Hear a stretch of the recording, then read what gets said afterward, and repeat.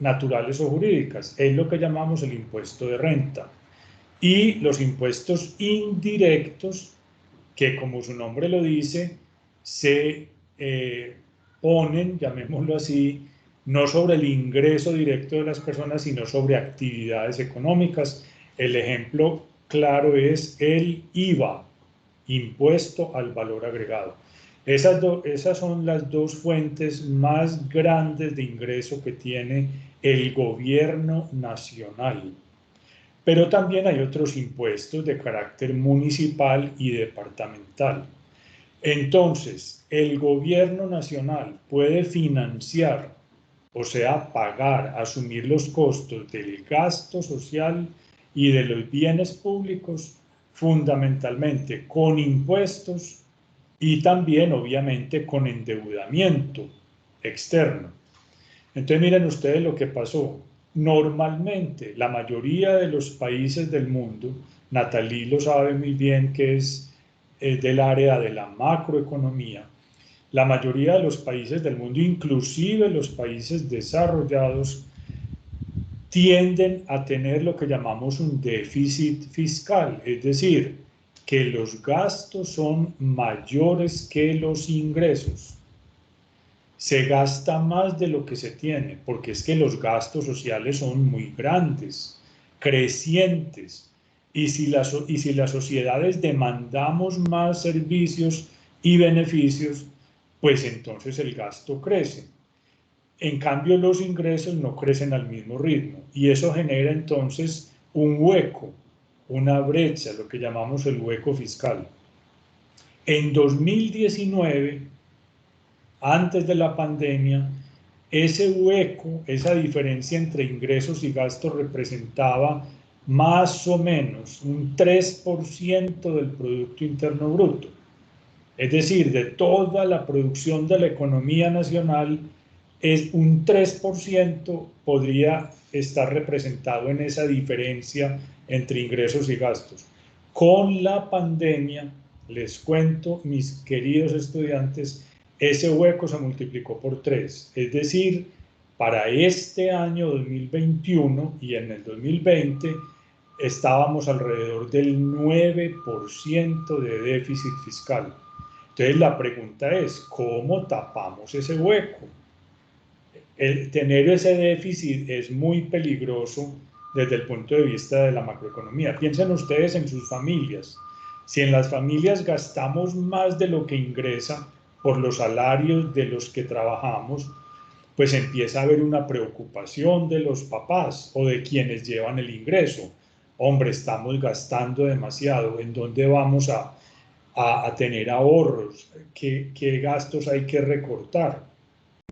Porque no podemos seguir ampliando esa brecha, porque nos vamos a tener que endeudar para tapar ese hueco, o vamos a tener que trabajar más, horas extras, para poder acercar los ingresos a los gastos.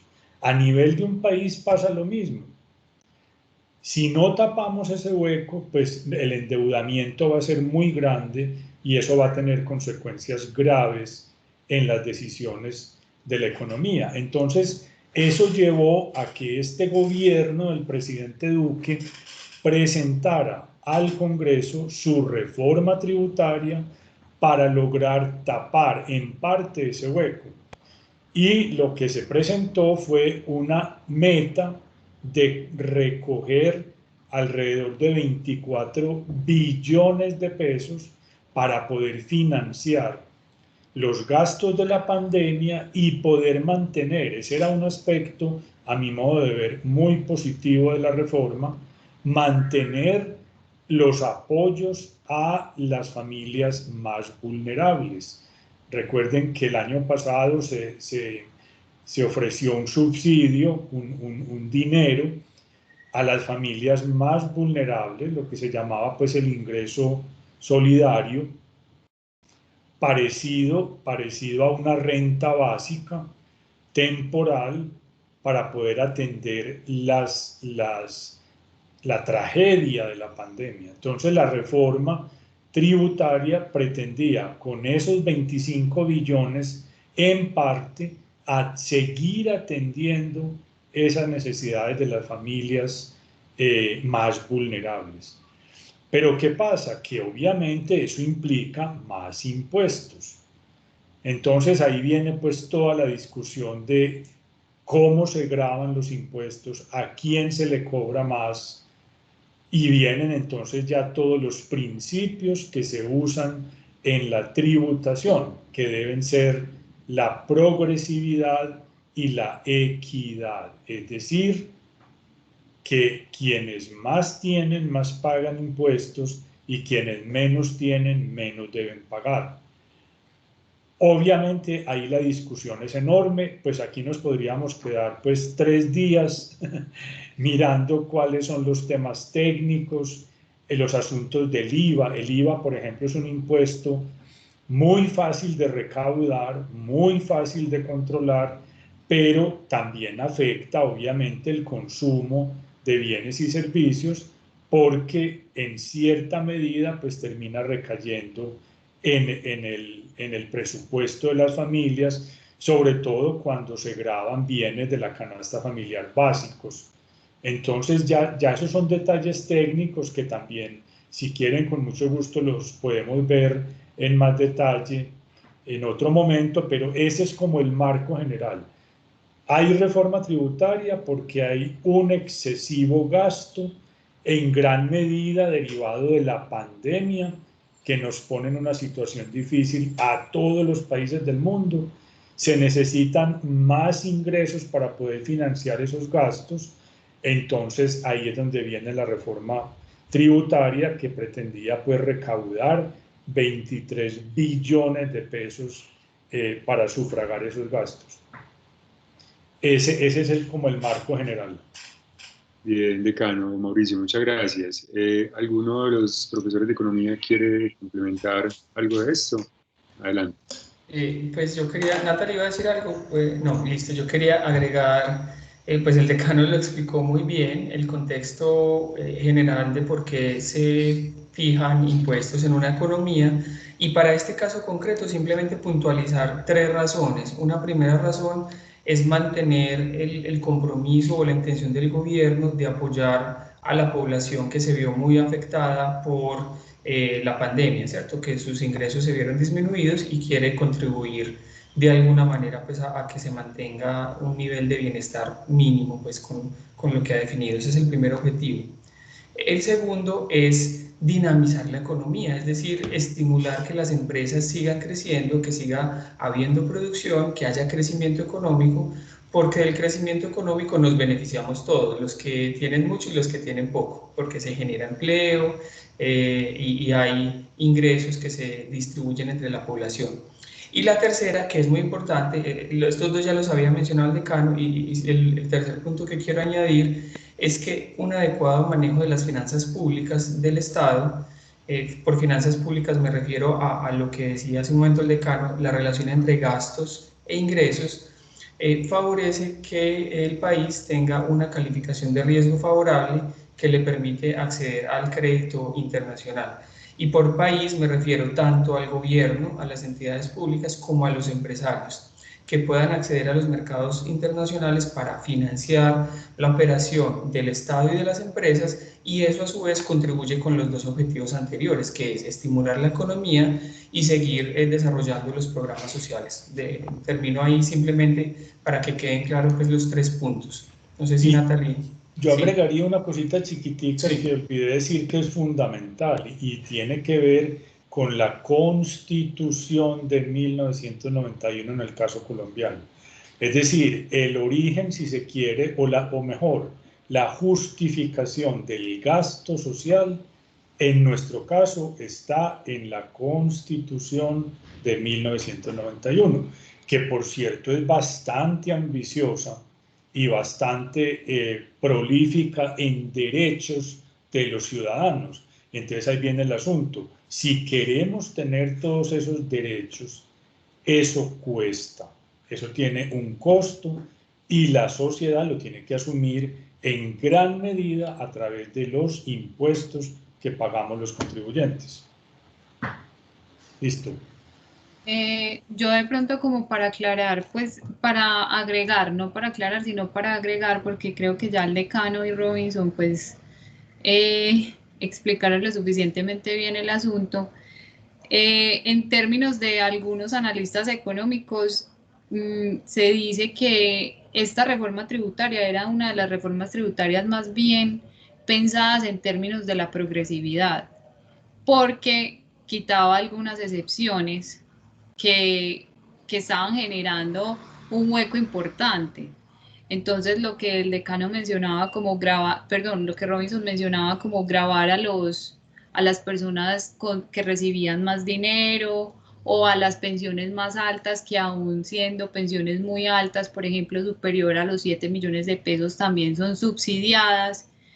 Eso lo pensaba la reforma tributaria y digamos que era una reforma que estaba muy focalizada en disminuir el gasto del Estado y aumentar la cantidad de subsidios, porque claramente se vio en el país que a razón de la pandemia, pues muchas, y recientemente el DANE lo presentó, la brecha de la pobreza en Colombia ha crecido a causa del COVID. Entonces, claro, la reforma estaba pensada precisamente en ayudar a un sector más vulnerable de la población colombiana, pero, pero creo que como no entramos mucho en detalle cuáles eran esas ayudas, como no conocimos muy bien y muy específicamente o no se mostró pedagógicamente cómo eran esas ayudas, tuvimos otras conversaciones diferentes a nivel nacional. Ese es como mi punto de vista ahí.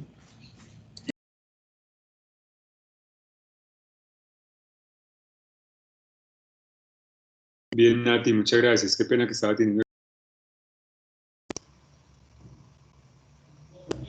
Estás en silencio. Sí, ahí. Entonces, bueno, uno los escucha y creo que uno entonces empieza a preguntar qué fue lo que entonces no me dijeron, ¿cierto? Que venía un poco al final del comentario de Natalie. Es decir, que cuál fue esa parte, digamos, de socialización o de, bueno, así de promoción entonces de esta ley de solidaridad sostenible que no llegó a ciertos niveles de la sociedad, porque entonces uno aquí a partir del comentario que hace el decano Mauricio Alvear y que hace cada uno de los profes de economía, queda con la sensación entonces de que nos quedamos con lo mediático de la observación sobre esta ley de solidaridad sostenible, es decir, nos quedamos con el temor que iba a significar entonces que se iba a gravar algunos productos de la canasta familiar o buena parte de ellos, quedó la sensación entonces de que se iba también, digamos, a incluir más clase media como aportante entonces a esa base fiscal del país, quedó la sensación también de que se iban a crear peajes urbanos, entonces fuimos muy acelerados a la hora de entender esto, o no fuimos al detalle, o más bien hubo poca asertividad en el gobierno a la hora de difundir los elementos de esta ley de solidaridad sostenible. ¿Cómo leer esa parte entonces?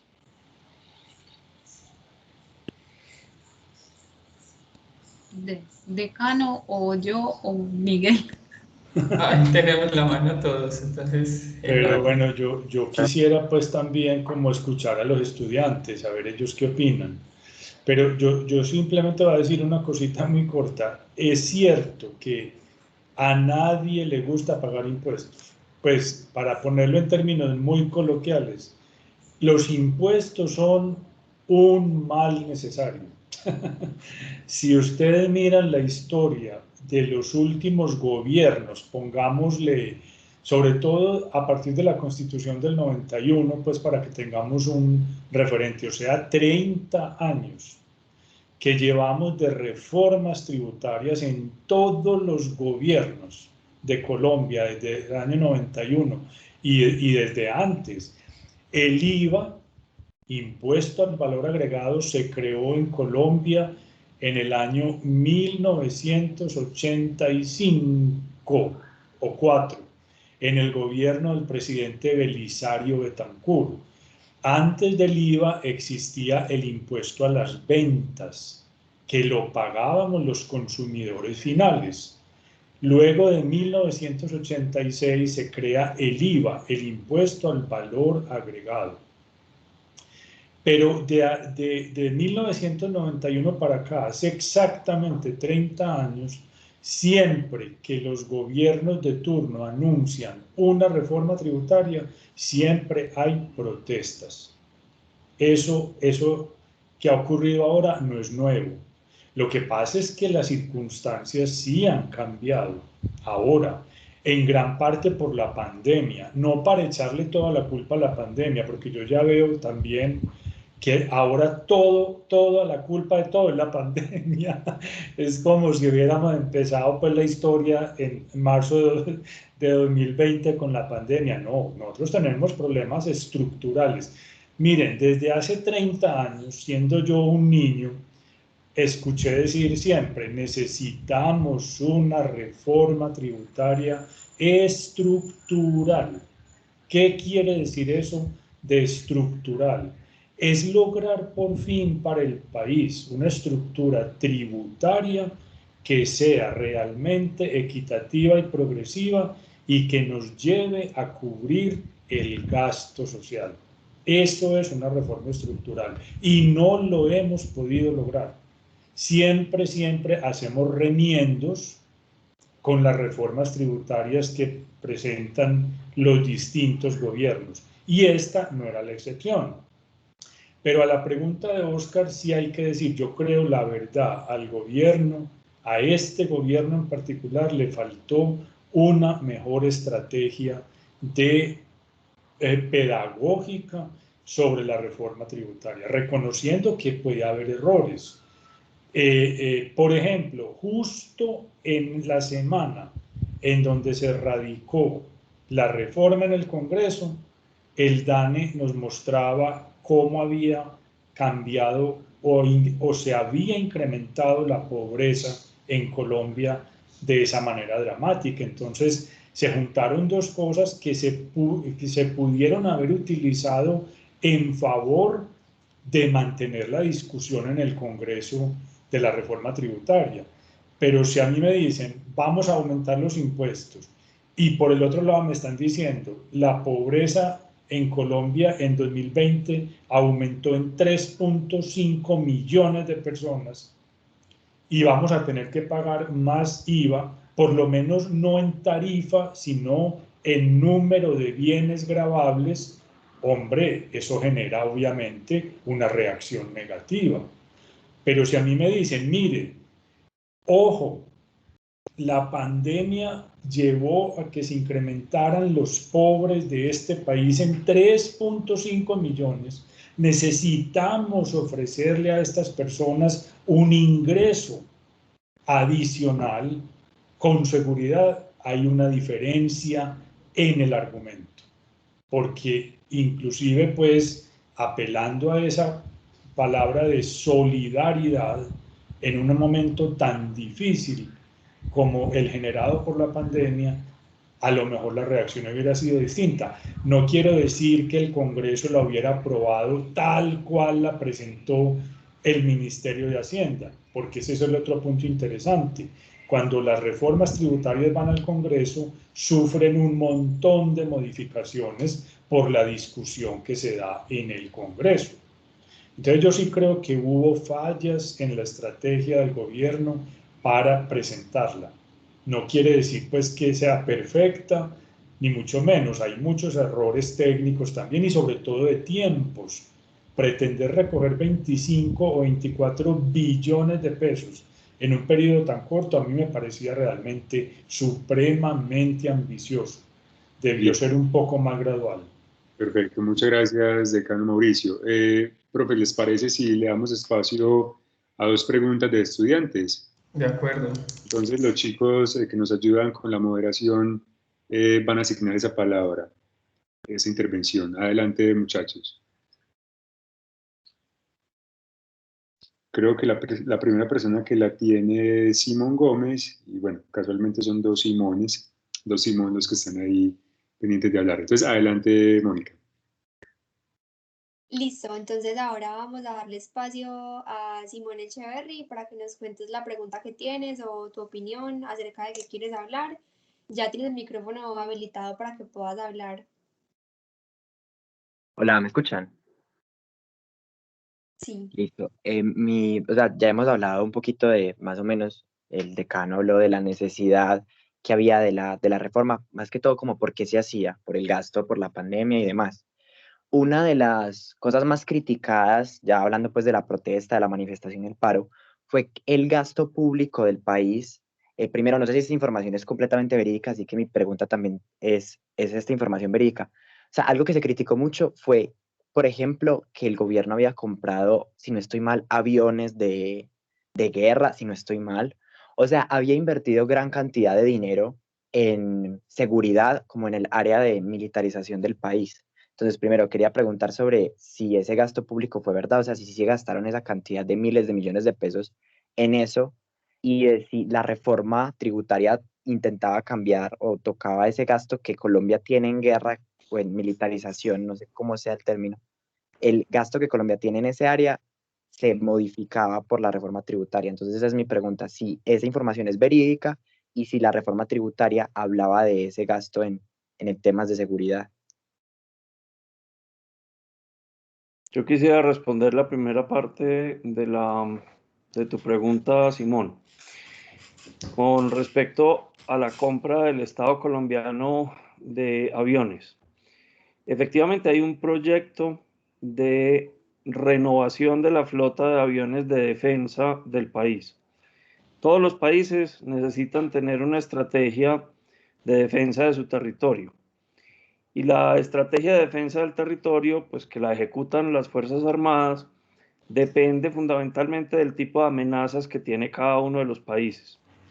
Las amenazas de Colombia, históricamente, pues hemos tenido amenazas internas a través del fenómeno pues, de violencia con la guerrilla y pues tenemos también algunas amenazas externas de vecinos que pues de cada tanto en tanto también para aprovechar beneficios políticos que eso les da, suelen mostrarle los dientes a Colombia, como se dice por ahí coloquialmente. La flota de aviones de la Fuerza Aérea Colombiana ya está pues pasada de tiempo de uso. Realmente pues los aviones más rápidos que tiene la Fuerza Aérea para efectos pues de una defensa ante un ataque son los aviones CAFIR y son aviones que tienen más de 30 años. Entonces la flotilla pues está ya necesitada de un cambio. Sin embargo, a pesar de que hay un plan, pues, y se ha venido estudiando distintas alternativas con distintos proveedores en distintas partes del mundo, ya se tomó la decisión de que ese gasto no se va a hacer en este momento. Por otro lado está el gasto que sí se dio efectivamente durante el último año en temas de defensa.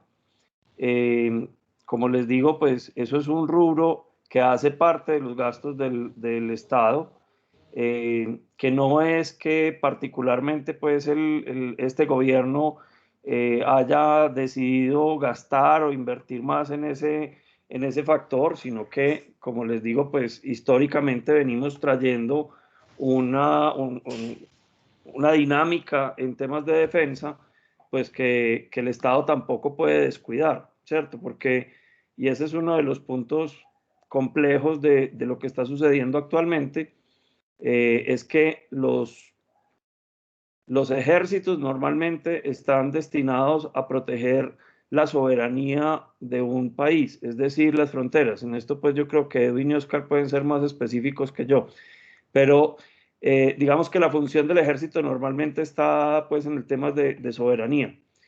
Pero por la historia de nuestro país en el último siglo, el ejército colombiano también ha tenido que realizar actividades al interior del país por todos los fenómenos que hemos tenido. Entonces, eso conlleva a que el ejército, la Fuerza Aérea y la Armada, que además hacen funciones, por ejemplo, como de interdicción de salida de drogas y cosas de ese estilo, pues necesitan mantener un gasto que sí es elevado, por supuesto, es elevado, pero es que las condiciones también de Colombia son distintas a las de otros países, entonces no podemos hacer una comparación como tan de uno a uno. Pero con respecto al gasto de los aviones, ese gasto está suspendido por ahora. Yo puedo dar unos numeritos. Esto va a ser parte de la charla del jueves, pero me voy a adelantar aquí un abrebocas respecto a la pregunta de Simón, muy interesante, por cierto. Hay unos asuntos estructurales y otros coyunturales. El tema, pues, de los aviones en este momento, digamos, es un asunto coyuntural, y entiendo que el nuevo ministro de Hacienda, pues, ya fue enfático en que no se iban a comprar esos aviones. Pero miremoslo desde una perspectiva, digamos, más estructural y de fondo. El rubro de seguridad y justicia y defensa hace parte de los llamados bienes públicos. Eso seguramente ustedes lo estudiaron, si recuerdan, en economía general, cuando definíamos los bienes públicos y mostrábamos ejemplos.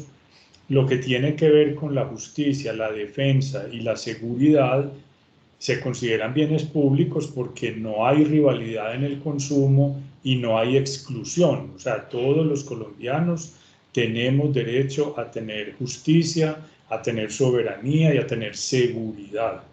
Entonces, miren ustedes esto. Si uno analiza la composición de estos bienes públicos y del gasto social, incluida la educación, la salud, otros gastos de protección social, vivienda y espacio público, recreación y cultura, solo los temas de educación y salud representan aproximadamente el 32% de ese gasto general, 32%. Mientras que orden público, seguridad y justicia y defensa representan el 15%. Me refiero a la composición del gasto público representado en gasto social y bienes públicos. Y recuerden ustedes que por allá en el año 2016-2017 se logró por primera vez en muchos años, tal vez 3 décadas anteriores, que el presupuesto, aquí ya estoy hablando de presupuesto, del Ministerio de Educación fuera superior al presupuesto del Ministerio de Defensa. Eso, en buena medida, algunos analistas se lo atribuyen al acuerdo de paz con las FARC, porque era lógico que si se lograba ese acuerdo de paz, probablemente el gasto en defensa iba a tener, pues, digamos, una contención. Y así ha permanecido en estos últimos 5 años el presupuesto de educación superior al presupuesto de defensa. Entonces hay que mirar la cosa en contexto, y con esas cifras, pues, podemos tener un panorama también un poco distinto. Muchas gracias, Miguel y Mauricio, por la intervención. Les cuento, pues, que las preguntas llegaron ya. Eso está prendido, como dicen los periodistas. Está entonces la pregunta de Simón Gómez. Luego de Simón Gómez está Ana Cristina Grajales, posteriormente Juan Esteban, y tenemos una pregunta de un papá de uno de los estudiantes que también queremos atender. Entonces, adelante, Simón Gómez, con la pregunta. Vale. Bueno, buenas noches. De antemano, muchas gracias, de verdad, por tomarse este espacio para poder compartir con nosotros estudiantes desde esta posición de desconocimiento que tenemos. Ahora, retomaban ustedes el tema de que el nivel de pobreza ha aumentado en 3.5 millones de personas, pero ese dato no es tan escalofriante como el hecho de que en este momento 21 millones de personas viven en la pobreza y más de 7 en la pobreza extrema. Es cierto que nosotros necesitamos reformas para aumentar el ingreso económico del gobierno y que éste pueda garantizar un bienestar mayor a las personas. Sin embargo, quizás hablo por personas, no sé cuántas, pero hablo por bastantes personas, cuando digo que quizás lo que pasa en el país es que no hay una visibilización del progreso económico, o que más bien lo que no se ve es cómo realmente se está invirtiendo este dinero, pese a que puede hacerlo perfectamente. Ahora bien, tengo dos preguntas que realmente van de la mano. La primera entonces ¿es cierto que el recaudo derivado de los impuestos pues se puede destinar a ayudar a aquellas personas que están en situación de pobreza? Pero ¿cómo hacer que este dinero deje de destinarse en una forma de dar y pase a destinarse en una forma de promover? Es decir, ¿cómo pasar de ese estado de bienestar superficial de ten tu cantidad de dinero que necesitas y usa esta cantidad de dinero para crecer, que es realmente lo que necesitamos? No necesitamos clases medias que tengan dinero ficticio, sino realmente clases medias que estén promoviendo el desarrollo económico. Y en esa misma pregunta, saben ustedes más que yo de esto, es ¿qué podemos aprender nosotros de países que están económicamente más desarrollados? Es decir, España, por ejemplo, tiene un IVA del 21% en todos los productos, incluso los de la canasta familiar, y la gente no se queja. En ese mismo sentido, realmente cómo se aprende de esto, qué se toma y qué se mejora, y cómo entonces pasar de esta forma de dar, de esta casi pretenciosa manera de mantener un estado de bienestar y pasar realmente a un promover. Y nada, de antemano, pues muchas gracias, como siempre. Vale, gracias, Simón. ¿Quién quiere abordar esas dos cuestiones que plantea Simón Gómez?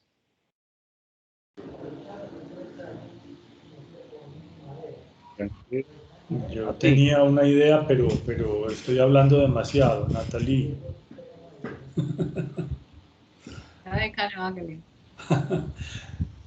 No, hay una cosa muy importante en la pregunta de Simón y el planteamiento. En realidad yo quisiera señalar algo. No nos podemos tampoco concentrar demasiado en la reforma tributaria y pretender que el gobierno lo puede resolver todo a través solamente del recaudo de impuestos y del gasto. Hay otras reformas importantísimas para promover lo que nos acaba de decir Simón, el crecimiento de la economía. Porque si las economías no crecen, y ojalá sea de manera sostenible, pues no vamos a poder recaudar más impuestos.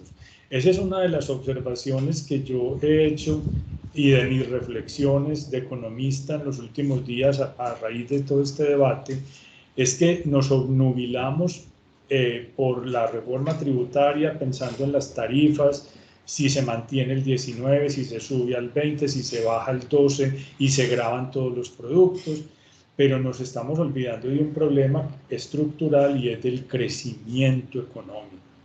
¿Qué necesitamos para que la economía crezca? Se diversifique la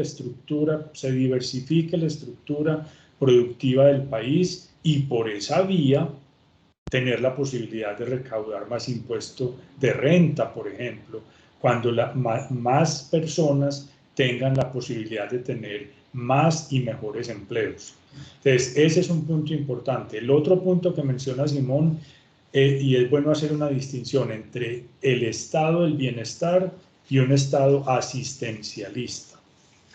Ahí hay una diferencia importante. Algunos consideran que el asistencialismo temporal puede ser parte de un estado del bienestar, es decir, otorgar subsidios a familias vulnerables es importante en un momento, pero hay que lograr que esas familias superen la línea de la pobreza, porque en otros contextos muchas veces puede ocurrir que esos subsidios, inclusive mal focalizados, ayudan antes a perpetuar la pobreza. Entonces, esa es una discusión muy interesante. Uno puede tener un estado de bienestar, como fueron los estados europeos de la posguerra, de la Segunda Guerra Mundial, y todavía hay algunos que mantienen estructuras de bienestar muy fuertes, educación gratuita, entre comillas, salud gratuita, carreteras gratuitas, puertos, aeropuertos gratuitos, pero realmente no son gratuitos, es porque tienen tasas de impuesto altísimas, como en los países escandinavos y en muchos países de la OCDE. Entonces hay que diferenciar eso. Importante entender que los impuestos, el recaudo de ingresos del Estado para financiar gasto público es un mecanismo y es necesario y es importante, no es placentero, pero el problema de fondo y la obsesión de todos los estados, sin excepción, es cómo lograr crecimiento de la economía. Y ahora con el sello de la sostenibilidad. Y hay que distinguir entre un estado asistencialista, que también los hay, que todo lo resuelven con subsidios y políticas de lo que Natalie sabe muy bien, que se llama el populismo macroeconómico, a un estado del bienestar que pretende ser, digamos, garantista, pero que tiene también al mismo tiempo unas tasas impositivas altas comparadas con las que tenemos nosotros hoy en Colombia.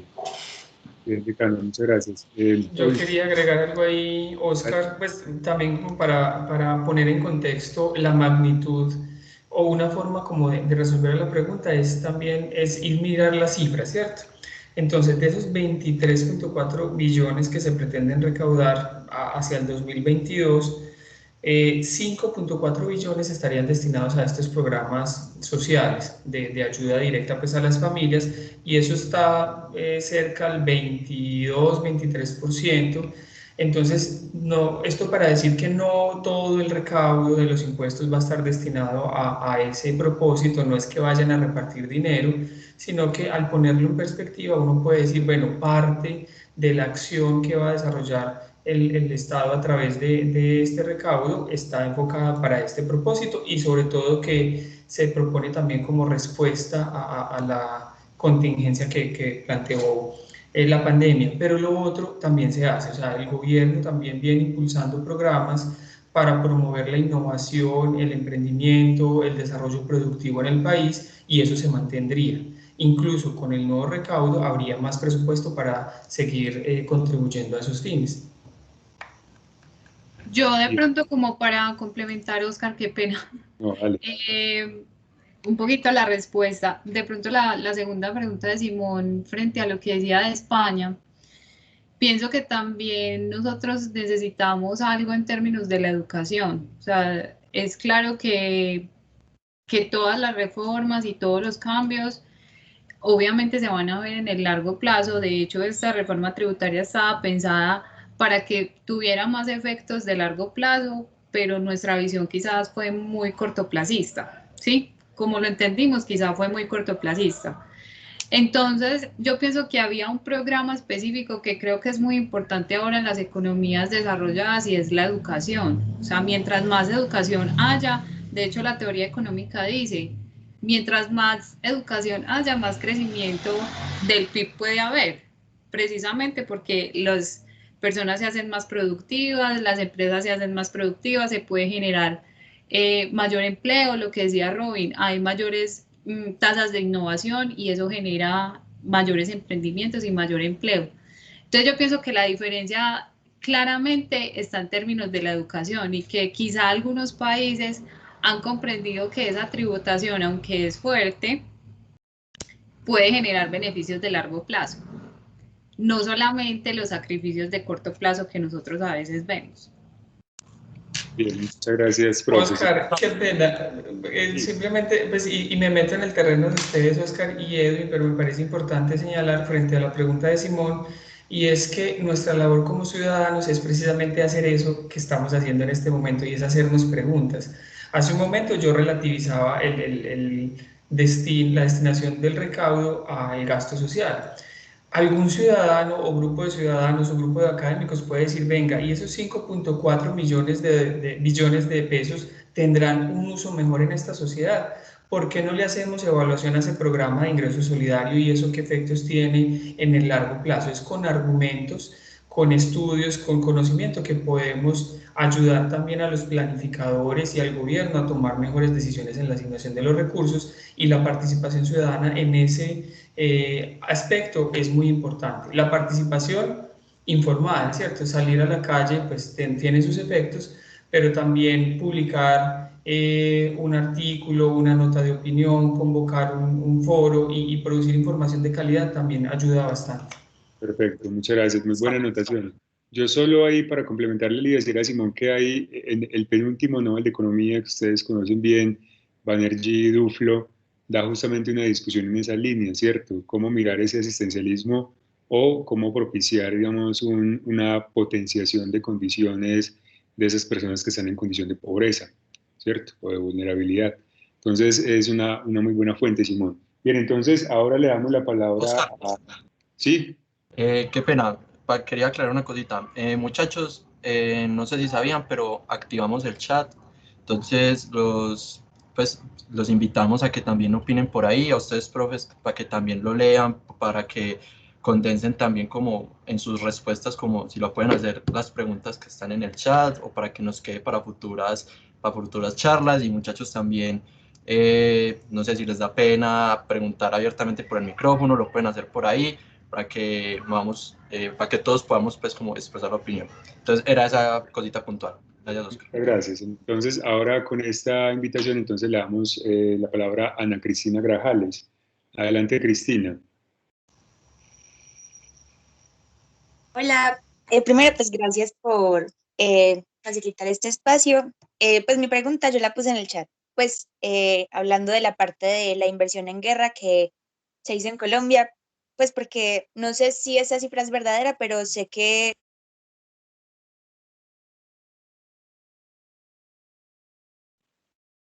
Se silenció. Cris, te silenciaste, te nos fuiste. Ah, perdón. Bueno, ¿en qué parte me quedé? Perdón. Sé que, no sé si esas cifras sean verdaderas, pero sé que... Sí se gastó, Bueno. la cifra era verdadera. Listo, pues que pues, la inversión alcanzó casi los 44 millones de dólares, pues esta inversión militar. Entonces que aunque no se haga pues lo de los aviones, me parece que fue un gasto bastante grande, considerando que el hueco fiscal fueron de casi 100 billones. Entonces, me parece que es como importante pensar en, más allá de una planeación, ver cómo es la realidad del país. Pues porque siento que se está abordando mucho de lo que, pues, de lo que se planea, de cómo se espera que sea, pero cómo es. Me parece que muchas veces no se ve la situación del país como una realidad. Pues porque siento que hay personas muriendo de hambre. Lo que se habla del subsidio, pues mi familia fue beneficiaria de ese subsidio y eran como pues 200.000 pesos al mes, que eso no alcanza para un mercado de una familia de 4 personas. Entonces, me parece que es hablar un poquito alejados de lo que es la realidad.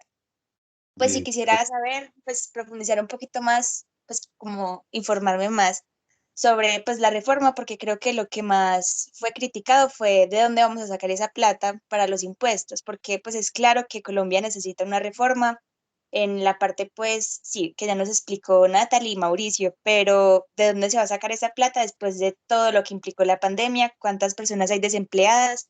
Y pues toda la situación de todo, pues de muchas familias de Colombia. Y Bien, ya, gracias. profes, gracias, Cristina. ¿Alguien quiere abordar esto de forma muy sucinta? Edwin levantó la mano. Adelante. Estaba esperando a ver si la veían. Pues la verdad la había alzado antes porque justamente quería hacer referencia a que cruzáramos un poco sobre todo la segunda pregunta de Simón, que es como la que más ruido generó en la ronda anterior, juntándolo con lo que Ana Cristina plantea. Y como trayendo a colación lo que hasta ahora se ha expuesto sobre cifras, sobre la pertinencia o necesidad de, digamos, de dinamizar o de motivar la fiscalidad, por llamarlo así. Pero lo que yo siento que subyace en las preguntas de muchos estudiantes, miren los likes, por ejemplo, que tiene la pregunta de Ana Cristina, es que sí, hay unas necesidades, hay un hueco, hay unas demandas y hay unos factores motivantes en este, llamémoslo, estallido social. Pero más allá de eso, siento que las preguntas de los estudiantes es sí, entendemos que hay un hueco, entendemos que hay unas necesidades, pero cómo se explican ciertas cosas que el sistema revela. Simón introducía en su primera pregunta el asunto de cómo no se ve irrigada esa generación de riqueza en la población colombiana. Entonces se preguntaba, ¿por qué España, que tiene una carga impositiva más alta, por lo menos en lo que a IVA respecta, porque aparentemente no se quejan? Y estamos hablando inclusive de un país que no se termina de recuperar de la crisis de 2008. Entonces lo que quiero plantear es que el asunto de las reformas también pasa mucho por el asunto de las sintonías, los momentos y los símbolos, ¿sí? Y creo que hasta el profesor Mauricio lo sugirió, no una sintonía entre la propuesta de esta reforma y el momento social y político del país. Y creo que eso es una perfecta metáfora de lo que ha venido sucediendo en esa distancia que hay entre el gobierno y el momento social que vive el país. Y todo termina como confluyendo. Es una sociedad que busca o pretende construirse desde un posconflicto, que eso puede ser hasta un poco ficcional, porque hay que preguntarse si todavía estamos en una situación de conflicto o una reedición de ese conflicto. Entonces, esas preguntas como la que hace Ana Cristina, de, a ver, sí, entonces se necesita recoger ese dinero para muchas cosas, entre otras para el remozamiento, modernización del aparato de defensa, pero ¿cómo explicamos un Gini tan alto como el que tiene Colombia? Es el segundo más alto después de Haití.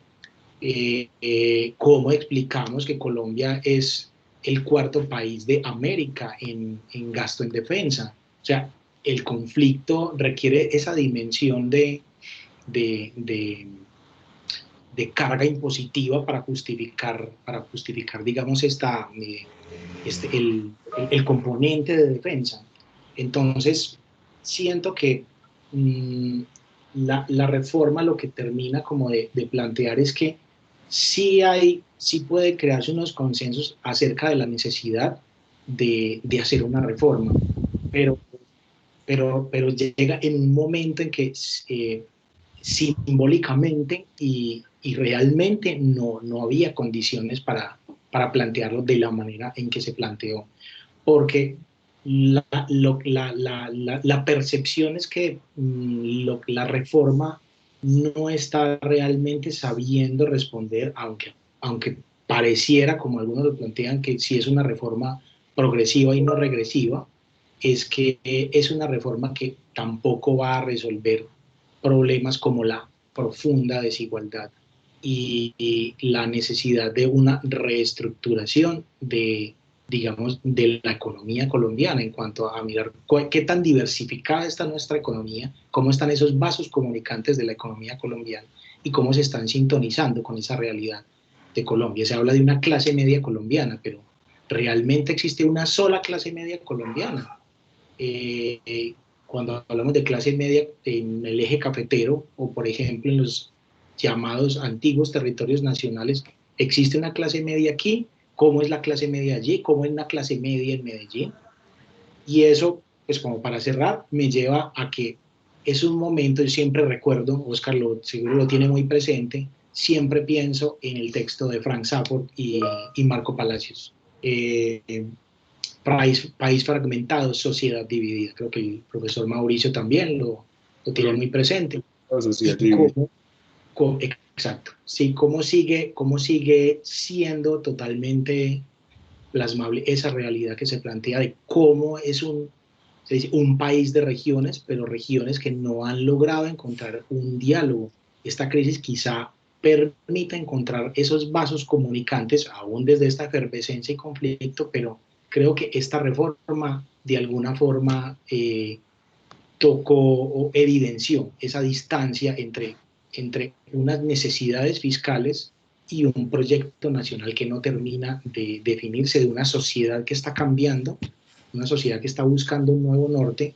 Entonces, yo siento que esas preguntas que subyacen en algunos estudiantes tienen que ver con, hay unas necesidades, pero ¿por qué eso no se traduce en una agenda diferente o que realmente muestre que hay una sintonía con esas necesidades. Miren que se retira el proyecto de reforma, pero la efervescencia sigue. El proyecto lo que hizo fue encender esa chispa de un malestar ya muy profundo que hay alrededor de dónde está ese estado que propone el bienestar, dónde está esa economía naranja, dónde está ese crecimiento de las clases medias, justo el día que lo que el profesor planteó, cuando se anuncia el proyecto de ley, surge el dato del crecimiento de la pobreza en Colombia. Entonces, esas cifras generan mucho ruido en que sí se necesita resolver unos problemas, pero ¿a quién se le están resolviendo esos problemas?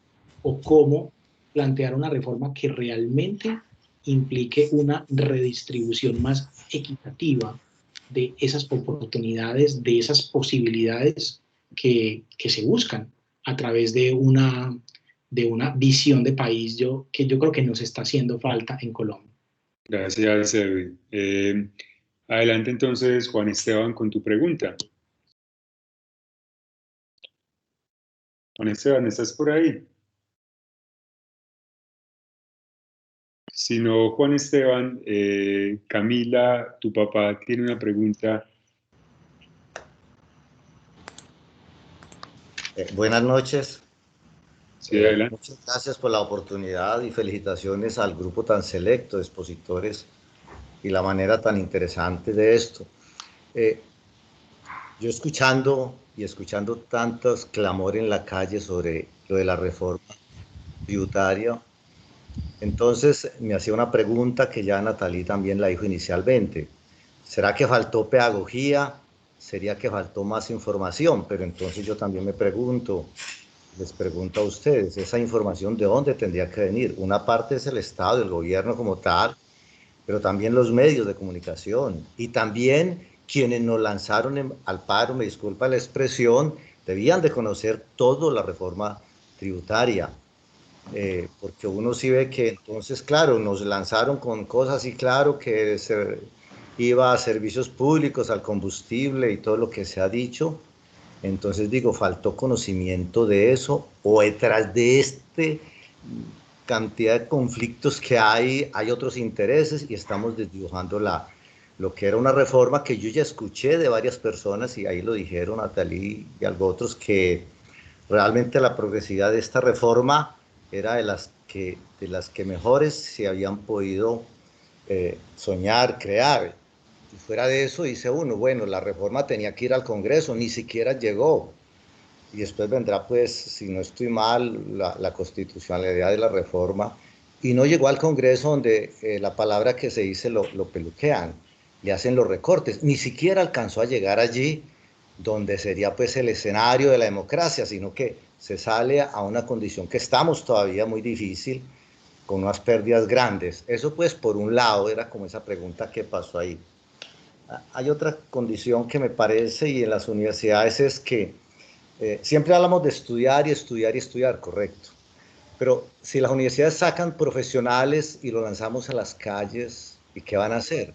O sea, ¿dónde están las empresas o dónde se van a ocupar estos muchachos? Profesionales llenos de ilusiones, con inversiones que han hecho de sus familias, etcétera, etcétera. Entonces, ¿qué está pasando? ¿Por qué no pensamos también que tenemos que ocupar esta juventud en algo, ser más creadores, más innovadores, tener emprendedores, que eso es una cierta obligación, creo yo, de las universidades? Porque si uno se pone a mirar entonces el Estado, pues ya lo han dicho, un país tiene pocos ingresos, aquí tenemos Ecopetrol y no sé qué más, pero la mayoría son de impuestos. Entonces los impuestos, ¿quiénes? Pues todos los que devengan o tienen pensiones o tienen sus grandes, medianas o pequeñas empresas, pues pagarán impuestos. Esa es la única manera, porque eso también nos lleva entonces a decir lo que ya hablaron también, qué pena, pero es el asistencialismo. Entonces uno se pone a decir, bueno, entonces ¿dónde vamos a llegar? O sea, si se sigue con el asistencialismo, y ya lo dijeron que por corto tiempo pues funciona, ¿dónde vamos a llegar? Porque entonces nadie genera empresas, nadie trabaja. Aquí lo que hay que es generar unas actividades de industria, de comercio. Colombia es un país muy agrícola y aquí no ha habido ese enfoque hacia el agro. Yo siempre lo digo, en unas regiones que he visitado, hombre, en el agro hay mucho para hacer, hay que entender que los jóvenes, muchos no quieren pues trabajar en el agro, quieren otras actividades, pero nosotros somos un país agrícola. De hecho, uno de los renglones de exportación pues están en café, banano, flores. Eso es del agro, pues el petróleo creo que está de primero. Entonces uno dice eso y ya sigue en lo otro. Vamos a perpetuar una renta básica que es necesaria. Hay gente con muchas condiciones, pero entonces nosotros decimos, listo, la pobreza va a aumentar, pero es que me van a disculpar esto, yo quiero, es muy, pues como en discusión, hay un sector de la población que crece mucho poblacionalmente y esos controles o esa educación a ese nivel no llega. Entonces, son una cantidad de mamás solteras con muchos niños por aquí y por allá, y yo digo, bueno, estos niños no estudian, no van a tener unos ingresos, ¿dónde va a quedar eso? Entonces, esa situación pues, económica, digo, de esas familias. Entonces, hay que replantearse la sociedad en un conjunto, como alguien dijo, de país que nos está faltando, porque es que no llegamos, que es que hay una empresa muy grande y que por eso somos inequidad. No, pues, si está generando empleos de calidad y está aportando al desarrollo del país y está pagando impuestos, bien llegada sea. Muchas gracias por permitirme hablar. Muchas gracias por los comentarios.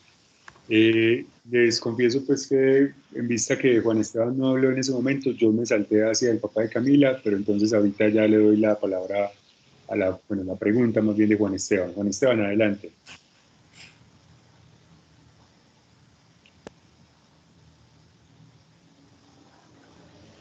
Juan. Buenas noches, ¿cómo están? Muy bien, tú, adelante.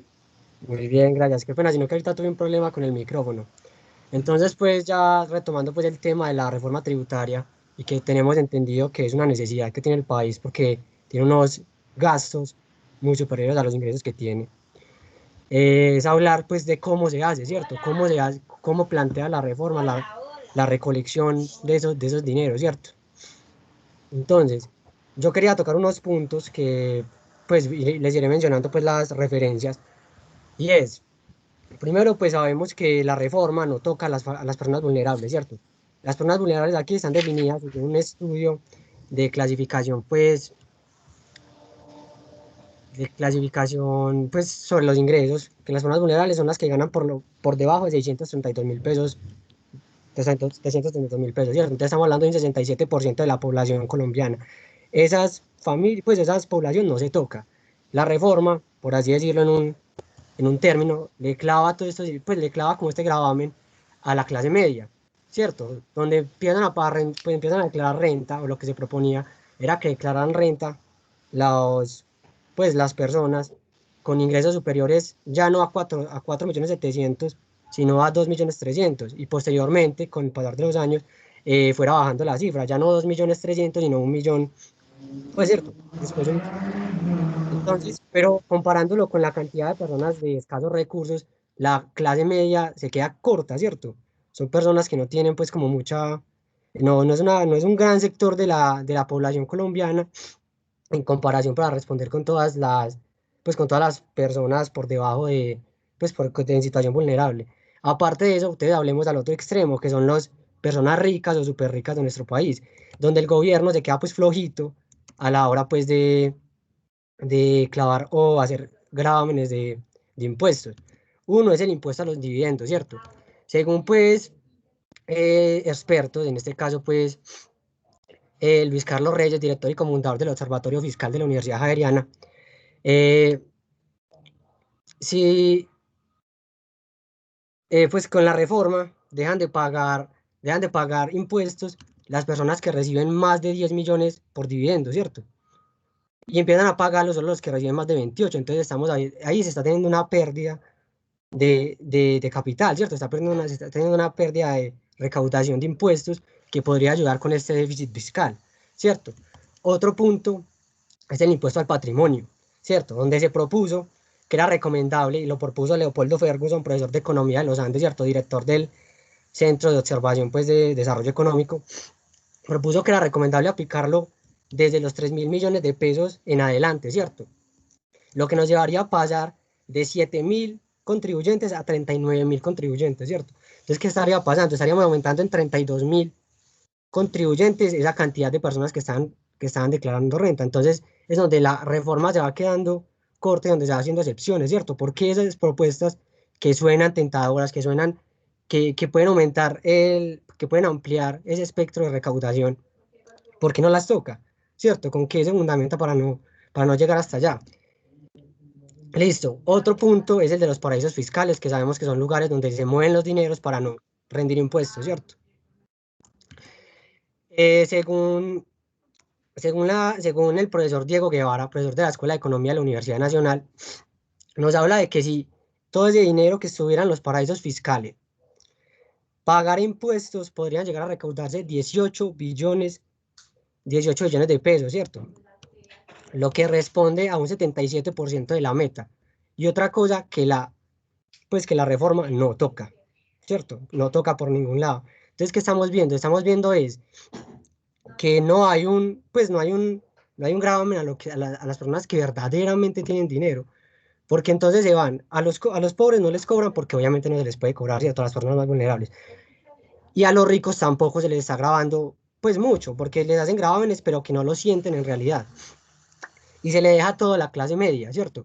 Empieza a aumentarse en la clase media, una clase media que está apretada, una clase media que vive muy ajustada y se le empiezan a aumentar los gastos. Entonces, una cosa que se critica.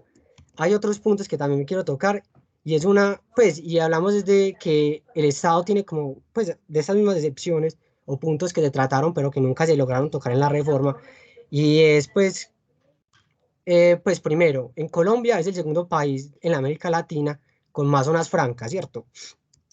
En específico, 113 zonas. Según un informe pues, de la Comisión de Expertos en Beneficios Tributarios. Entonces, ¿y qué beneficios tienen estas zonas francas? Pues uno de ellos es el no pagar IVA. ¿Con qué razón? El de atraer inversores. Y por esta razón de no pagar IVA, en Colombia se pierden 1.600 miles de millones de pesos, según un informe en el 2018, por ese no pagar IVA. Y todo está fundamentado por la atracción de inversores, una cosa que no, pues, que fundamenta el gobierno, pero que los estudios demuestran que no tiene ninguna validez, que eso no ha traído no ha traído una cantidad significativa de inversores. Entonces, es otro lado por donde se está perdiendo plata, ¿cierto? Donde podría grabarse los impuestos, pero que no se está haciendo. ¿Por qué? Porque el gobierno los exenta, ¿cierto? También otro concepto, y fue uno de los conceptos por el que, digamos, el presidente impulsó su campaña, es el de la economía naranja, ¿cierto? El cual es un concepto que a parecer de los analistas es ambiguo, ¿cierto? Un concepto que no se recoge bien y que no se entiende, y bajo el cual el gobierno actual les descuenta el impuesto de la renta, ¿cierto? Las empresas que están que quedan dentro envueltas de ese concepto de economía naranja no declaran renta. Y al ser un término tan ambiguo, existen y se cuelan empresas que no necesariamente pertenecen a ese sector y que no necesariamente tienen la necesidad o tienen el beneficio de la reducción de esa renta, ¿cierto? Entonces es otro lado por donde se va escapando dinero y recogida fiscal al Estado. ¿Qué más pues puedo decir? También se habla también de ese beneficio para la construcción de hoteles, ¿cierto? Si quieres ahí, Juan Esteban, para que los demás puedan hablar. Me dejas tocar un último aspecto que me parece pues, importante, y es que se le propuso, pues, o se hizo un estudio, y creo que todos lo escuchamos hablar, y fue el del gravamen para las bebidas azucaradas. Primero por el hecho de la salud, porque son productos que tienen incidencia fuerte dentro de la salud de las personas y que ya está demostrado que generan pues enfermedades de diabetes, de sobrepeso y todo este tipo de cosas, ¿cierto? Entonces, según un estudio publicado en la revista científica PLOS ONE, si se le impusiera un impuesto adicional del 20% a esas bebidas azucaradas, primero, se reduciría el consumo en 32%, ¿cierto? El 32% de lo que es ahora. Entonces tendríamos una reducción importante, lo que ayudaría a la salud pública. Y segundo, si se tuviera pues ese impuesto adicional del 20%, podrían recargarse 1 billón de pesos anuales. Entonces, donde uno ve ese tipo de cosas, ¿cierto? Y que uno se pregunta, ¿por qué no lo hacen? O sea, ¿por qué si hay tantos datos y tantas pues fundamentaciones para solventar esa deuda, más que toda la de los paraísos fiscales, porque estamos hablando del 77% de la meta de lo que era la reforma tributaria? ¿Por qué no se tocan? O sea, ¿por qué no hay un un gravamen en este tipo de solturas que tiene el gobierno. Bien. Muchas gracias y... Muchas gracias, Juan Esteban, por esta intervención y por esos datos. Sí, adelante, Miguel. Yo quisiera hacer un comentario, darle una respuesta al papá de Camila. A ver, con respecto a su primera pregunta sobre qué le quedó faltando pues al gobierno con esta reforma, yo creo que tal y como lo ha dicho el decano, hubo una falta de pedagogía muy importante.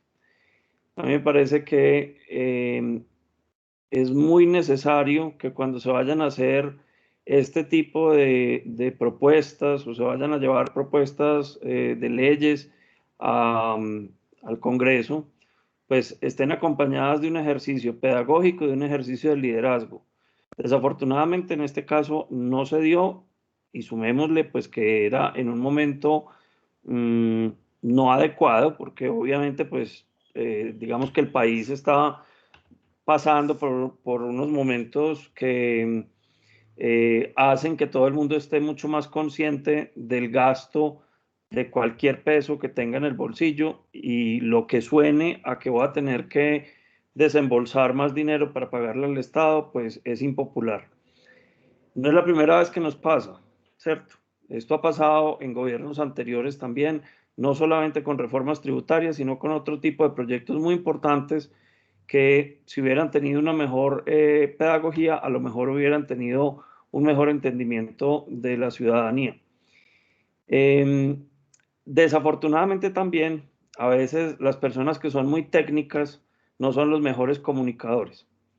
Entonces, eso a veces sucede en los gobiernos, que hay unas personas que ocupan unos cargos o unos ministerios que tienen una responsabilidad muy técnica, pero que no necesariamente son ni las personas que mejor logran comunicarse con la ciudadanía, ni las personas que mejor atienden a los medios, cosas por ese estilo, y eso también termina pasando factura, pues porque la gente se queda, digamos, que perdida con relación a lo que se estaba tratando de hacer por parte del gobierno.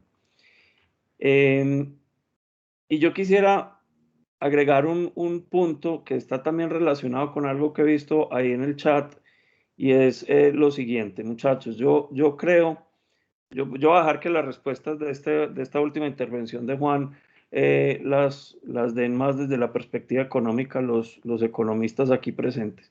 Pero yo sí quisiera mencionar algo que me parece que es muy importante, muchachos, y es todos y cada uno de nosotros tiene una parte en la solución de esto que estamos viviendo en este momento. Es muy importante que cada uno de nosotros entienda muy bien cómo funciona el Estado donde vivimos, porque nosotros somos parte del Estado. El próximo año va a haber un ejercicio democrático de votaciones. No es solamente elegir presidentes, alcaldes, gobernadores, no. Es que lo que las personas que hacen parte de la rama legislativa son fundamentales en todos estos procesos.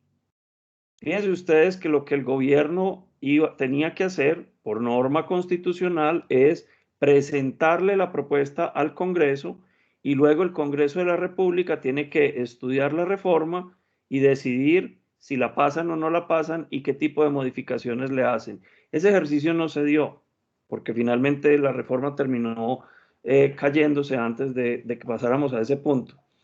Pero esto se los digo para que tomemos conciencia de que en todos los procesos democráticos es muy importante nuestra participación y es muy importante una participación que obedezca no solamente al derecho de votar, sino sobre todo al deber de votar, porque el voto es un deber y es un derecho.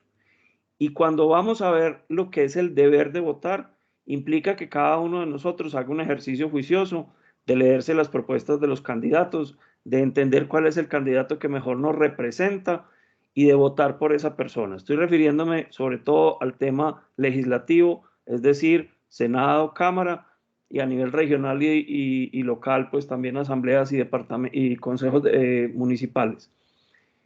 ¿Por qué? Porque esas ramas del poder son representativas.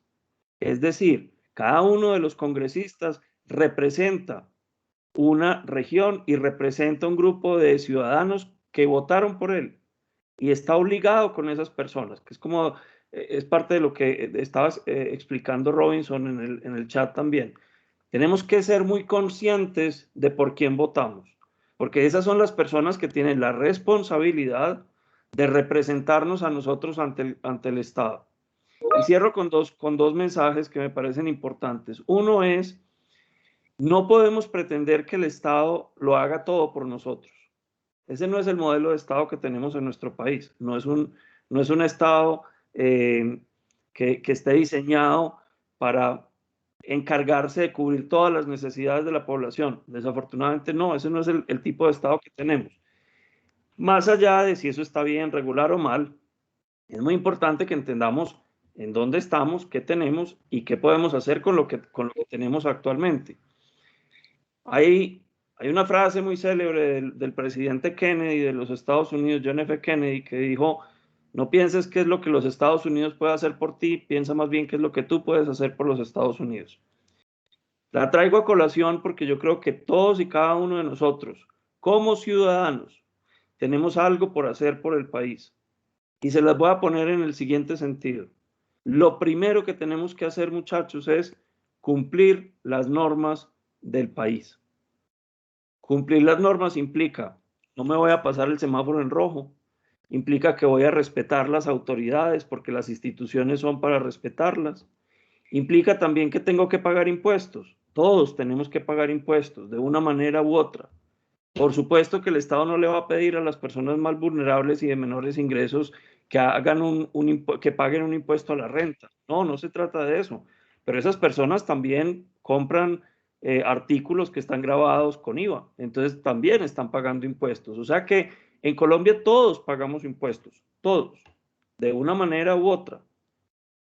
No peleemos contra la idea de pagar impuestos. Eso es impopular. Por supuesto que es impopular. Pero hace parte de nuestros deberes como ciudadanos.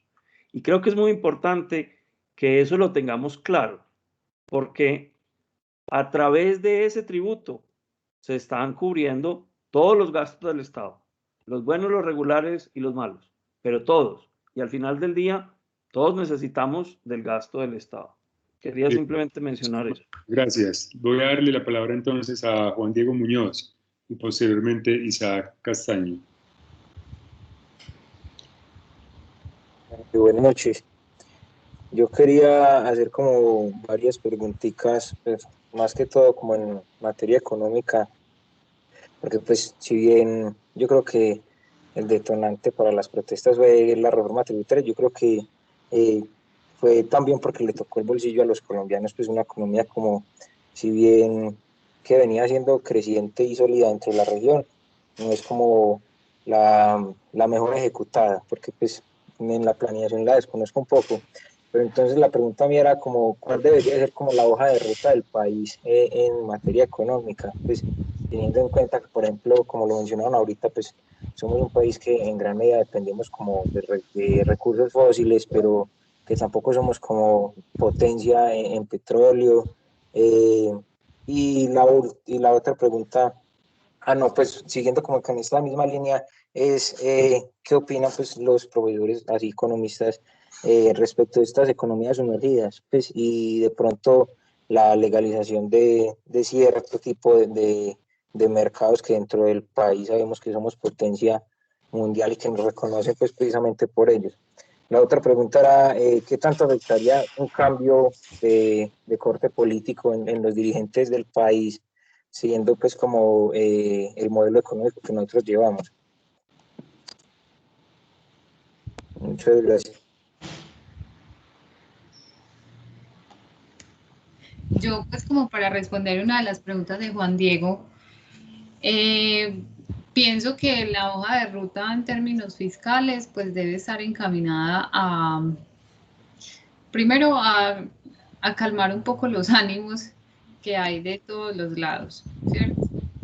Pero también pienso que es como tratar de hacer las cosas lo más eficientemente posible, de manera que ahorita que estamos en un escenario como donde ya vienen las votaciones, pues no se generen muchas acciones populistas alrededor de lo que se vaya a decidir.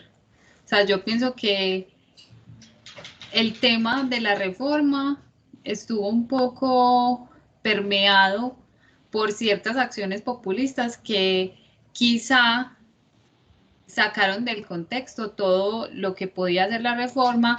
Claramente Juan Esteban ahorita nos presentó unos puntos muy bien investigados que son otra forma de ver como ciertos puntos estrictos de la reforma, pero yo pienso que la hoja de ruta es conversar sobre lo fundamental, y lo fundamental es que hay que ayudarle a unas familias específicamente en el país a superar la situación de pobreza.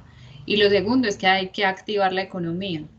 Entonces, digamos que esa hoja de ruta tiene que ir encaminada a esas dos cosas. ¿Cómo ayudamos a estas familias y cómo hacemos que toda la producción del país se empiece a mover otra vez? Obviamente, muchachos, porque miren, todo lo que hay alrededor del crecimiento es el empleo. Como decía Miguel, ¿tenemos que pagar impuestos? Sí, pero yo creo que para que un país crezca y pueda avanzar en términos de ingreso per cápita, es decir, de ingreso por persona, tenemos que permitir que las personas trabajen. Entonces, diría yo, la primera respuesta es pensar qué vamos a hacer con la situación de pobreza. Segundo, pensar en activar la economía.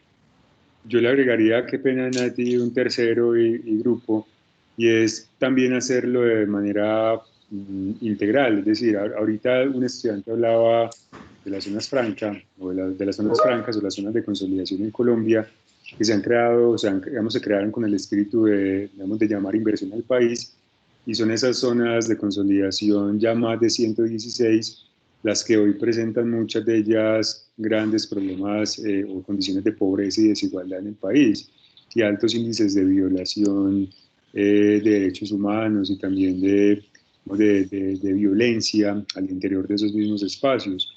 Entonces también creo que el poder, el Estado, el gobierno de turno, también va a tener que hacerse esa pregunta, es decir, cómo se han integrado esos espacios o cómo se van a integrar y bajo qué perfiles económicos también. Bien, Isaac, adelante.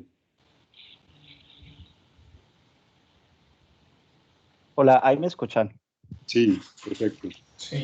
Bueno, primero que todo, pues agradecer por el espacio. Yo creo como que la interacción haya sido tan seguida y como que me haya demorado tanto en hablar después de levantar la mano significa que hay como un gran interés de los estudiantes por este espacio, y pues obviamente agradecer por quienes los propiciaron y pues por ustedes estar acá respondiendo las preguntas.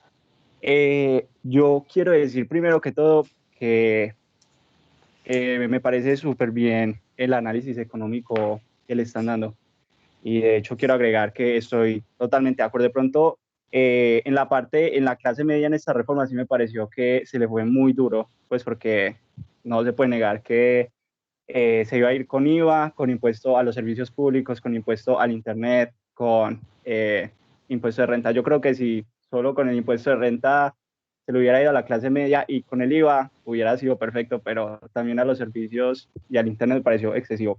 Pero bueno, yo quiero como que la conversación tome otro rumbo y de pronto, qué pena tomarme el atrevimiento, pero yo creo que, retomando las palabras de Edwin, esta reforma tributaria y este estallido social no se puede entender solamente como fue la reforma tributaria. Yo creo que son una serie de acontecimientos que han venido sucediendo en el país que indignan a las personas. Y creo que lo que más le exigíamos ayer a la universidad, porque ayer en el conversatorio de los estudiantes el tema económico se tomó muy poco.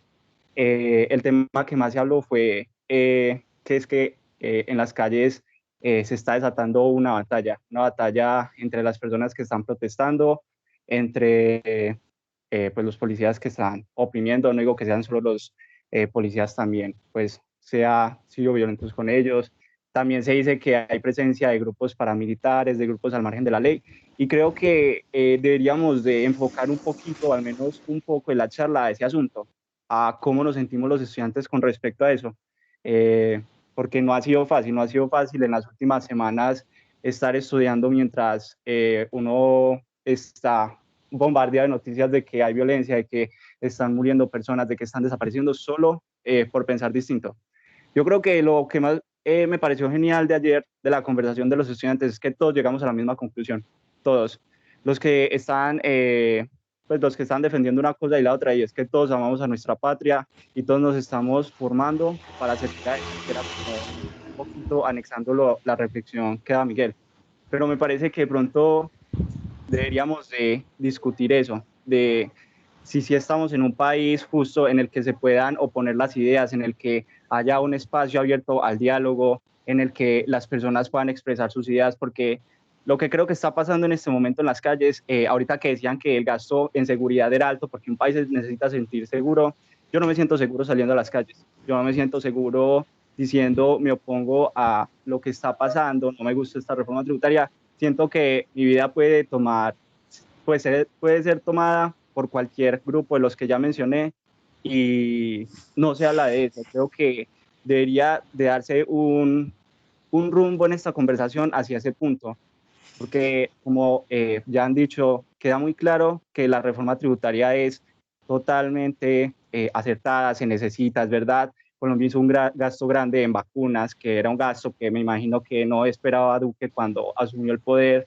pero me parece que sería importante que habláramos de eso. Me gustaría, por ejemplo, escuchar la opinión de Oscar, que es mi profesor de geopolítica, de cómo entender estos fenómenos, de cuáles son los espacios que se deberían de propiciar para que termine eso, porque si les soy honesto, yo no veo como, aunque Duque ya haya anunciado que la educación va a ser gratuita, aunque se hayan anunciado un montón de propuestas, no veo como un final, porque es que siento que hay un descontento social muy grande y que cada día aumenta más y más viendo a personas morir en la calle.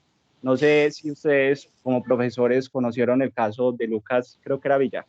A mí ese caso me conmovió en exceso y pues de hecho tocó mucho a mi sensibilidad porque creo que como yo es un colombiano que quiere cambio, que quiere situaciones más justas, que quiere que aunque se opongan las ideas con los gobernantes, no creo que haya sido justo que se tomara su vida. Entonces me gustaría como que esta conversación tomara ese rumbo y qué pena de nuevo que me haya tomado el atrevimiento. Perfecto, Isaac, muchas gracias por la intervención y de hecho lo que también hablamos por acá por un grupo, un WhatsApp interno que tenemos pues de los organizadores de este espacio es ya lo que decías, que ha fluido digamos bastante, que han venido muchas intervenciones, que de alguna forma ya sentimos que nos estamos quedando corto pues para tener solo digamos una sesión o un espacio de discusión.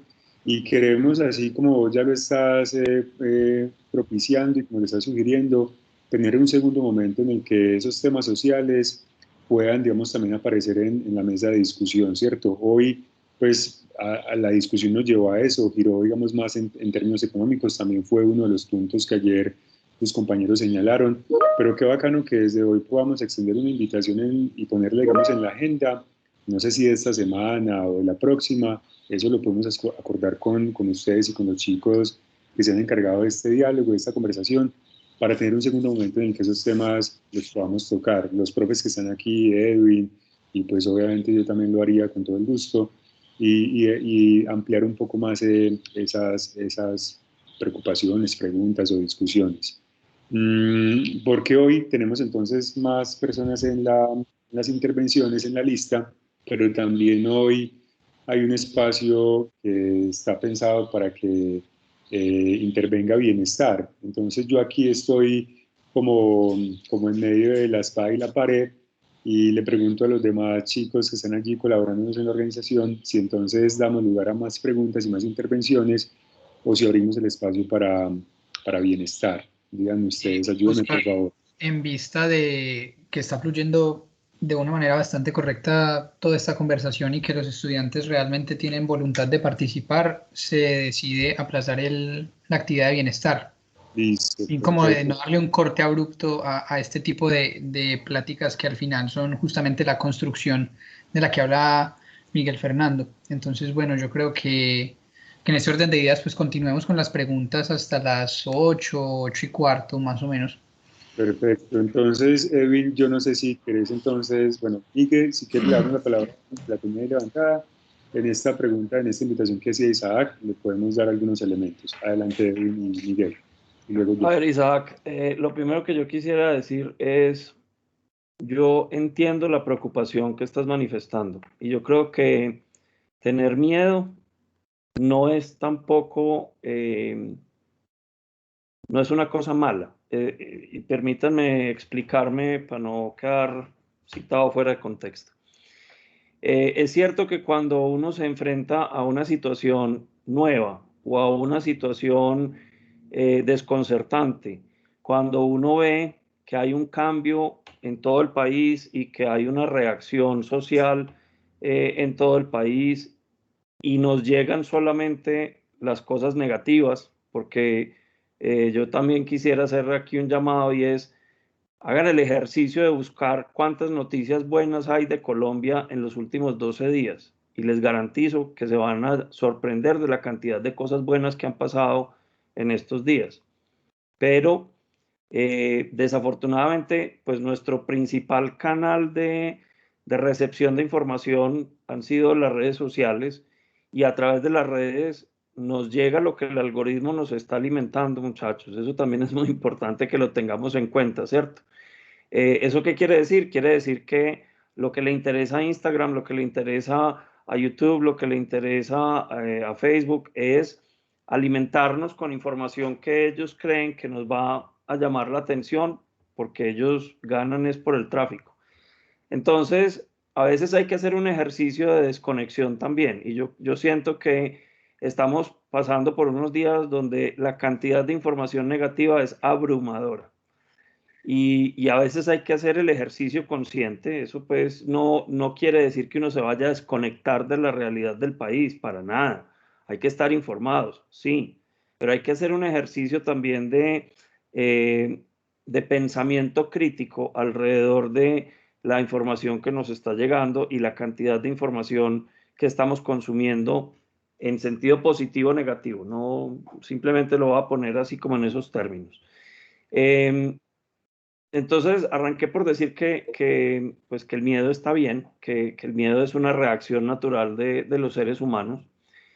El miedo hay que aprender a manejarlo para que finalmente no quedemos paralizados por ese miedo. Pero el miedo es una reacción que la naturaleza está diseñada para que haya reacción. Y me parece importante también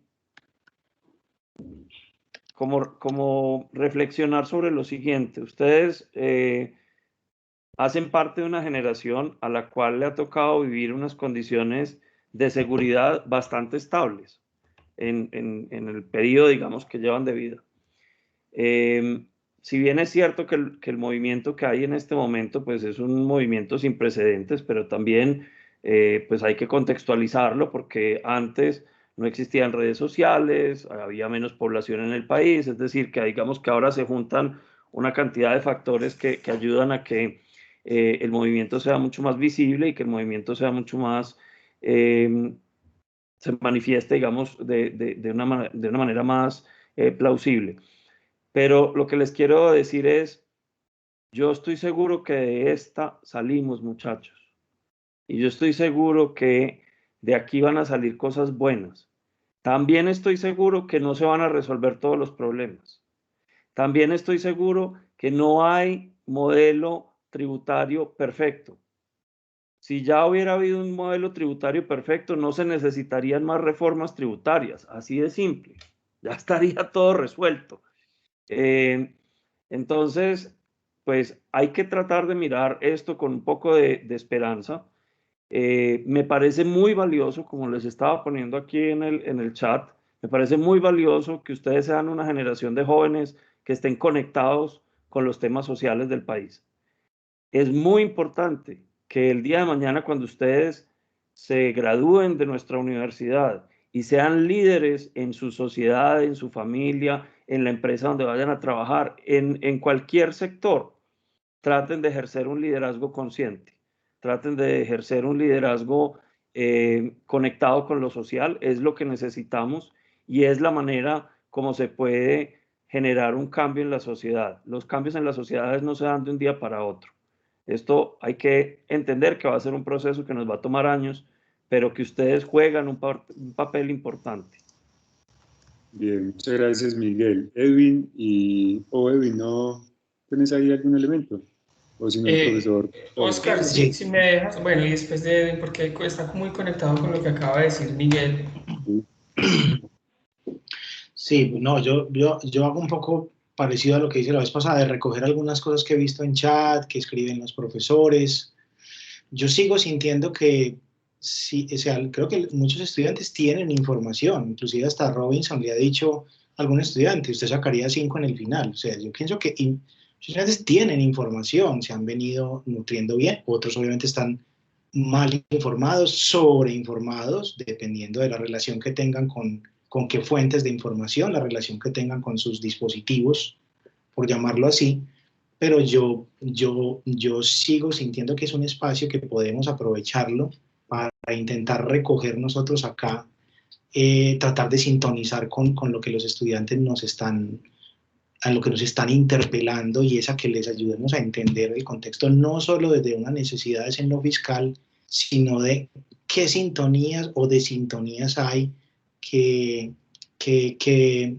cortocircuitos se están dando ahora, porque la efervescencia que estamos viviendo va más allá de la presentación o retiro de una reforma o de una o dos reformas, sino cómo, hacia dónde estamos yendo como sociedad. Por ejemplo, hay una pregunta que viene orbitando sobre el asunto del tamaño del Estado. Robinson también ha respondido, como ha venido haciéndolo, del tamaño del Estado, del tamaño del Congreso, y yo pienso que todas esas preguntas siguen orbitando alrededor de si realmente es digno, es moral lo que estamos viviendo como sociedad, ¿sí? Es digno, es justo de país esta situación de inequidad que estamos viviendo. O sea, pienso que ya si hay cosas ciertas, y es que hay ciertas formas de ser y hacer que definitivamente o no están funcionando o no están respondiendo a los cambios sociales. Y una de ellas es, por ejemplo, los partidos políticos. Yo creo que hay señales muy claras de que amplios sectores sociales no se ven representados en el actual sistema de partidos. Los partidos no están sabiendo leer de manera integral, sino sectorizada o fragmentada, las demandas sociales. Y son demandas que responden a intereses colectivos, particulares, o inclusive hasta a la esfera individual. Entonces, por ejemplo, subyacen esas preguntas. Que, listo, hay una reforma que se retira, pero ¿quién no responde frente a los escandalosos salarios que están, por ejemplo, en la clase política? ¿Cómo desactivar esos incentivos a la corrupción? ¿Dónde podemos atacar estructuras? ¿Cómo hacemos? Porque ya la gente tiene claro que la corrupción es esa gran bestia alada que nos está rondando todo el tiempo, pero ¿cómo desactivamos la corrupción? Ahora bien, también surgió la pregunta, la corrupción no es una cosa que está afuera y que es solo de unos sectores, sino que hay también, digamos, prácticas, hay micro corrupciones, si se quiere. Entonces yo ahí, de una vez, yo hasta podría linderarme. Yo, por ejemplo, no estoy de acuerdo con una reducción del Congreso, sí con pensar en una sustancial reducción de los salarios de los congresistas. Algunos de mis estudiantes recordarán, porque los trabajamos en clase, Oscar creo que lo ha hecho también, quizá otros profesores, en el análisis que hacen Acemoglu y Robinson en por qué fracasan los países, como en países con instituciones débiles o muy vulnerables frente a la misma corrupción, como por ejemplo esto se convierte en incentivos en la corrupción. Entonces, en un país como Colombia, vivir de la política resulta un canal de ascenso social. Entonces ahí ¿qué sería importante? Recordar, por ejemplo, a Max Weber, ¿cierto? Recordar la dimensión de la moral en la política, del servicio al ciudadano. Y en ese sentido creo que sería un gran aporte, un gran mensaje a la sociedad, que haya unos salarios dignos para los congresistas porque los merecen, pero no unos exagerados salarios para los congresistas, porque lo que estamos diciendo es, yo me puedo hacer rico con la política. Y eso definitivamente se convierte en un detonante bastante importante de una desigualdad sostenida que se ha enraizado en la sociedad colombiana. Entonces creo que ahí yo podría, por ejemplo, ya dar una respuesta clara desde mi punto de vista. Pienso que inclusive una reducción es un juego muy peligroso porque ya afecta la representatividad y apenas estamos intentando consolidar una democracia representativa, ni que hablar de que el siguiente paso sería construir una sociedad participativa, pero aquí todavía estamos hablando de política para ángeles en ese sentido. Entonces creo que ahí yo podría dar una respuesta ya directa en ese sentido, apelar a una sociedad más moral, pero no en sentido religioso, sino de recuperar una moralidad de cómo nos construimos como sociedad.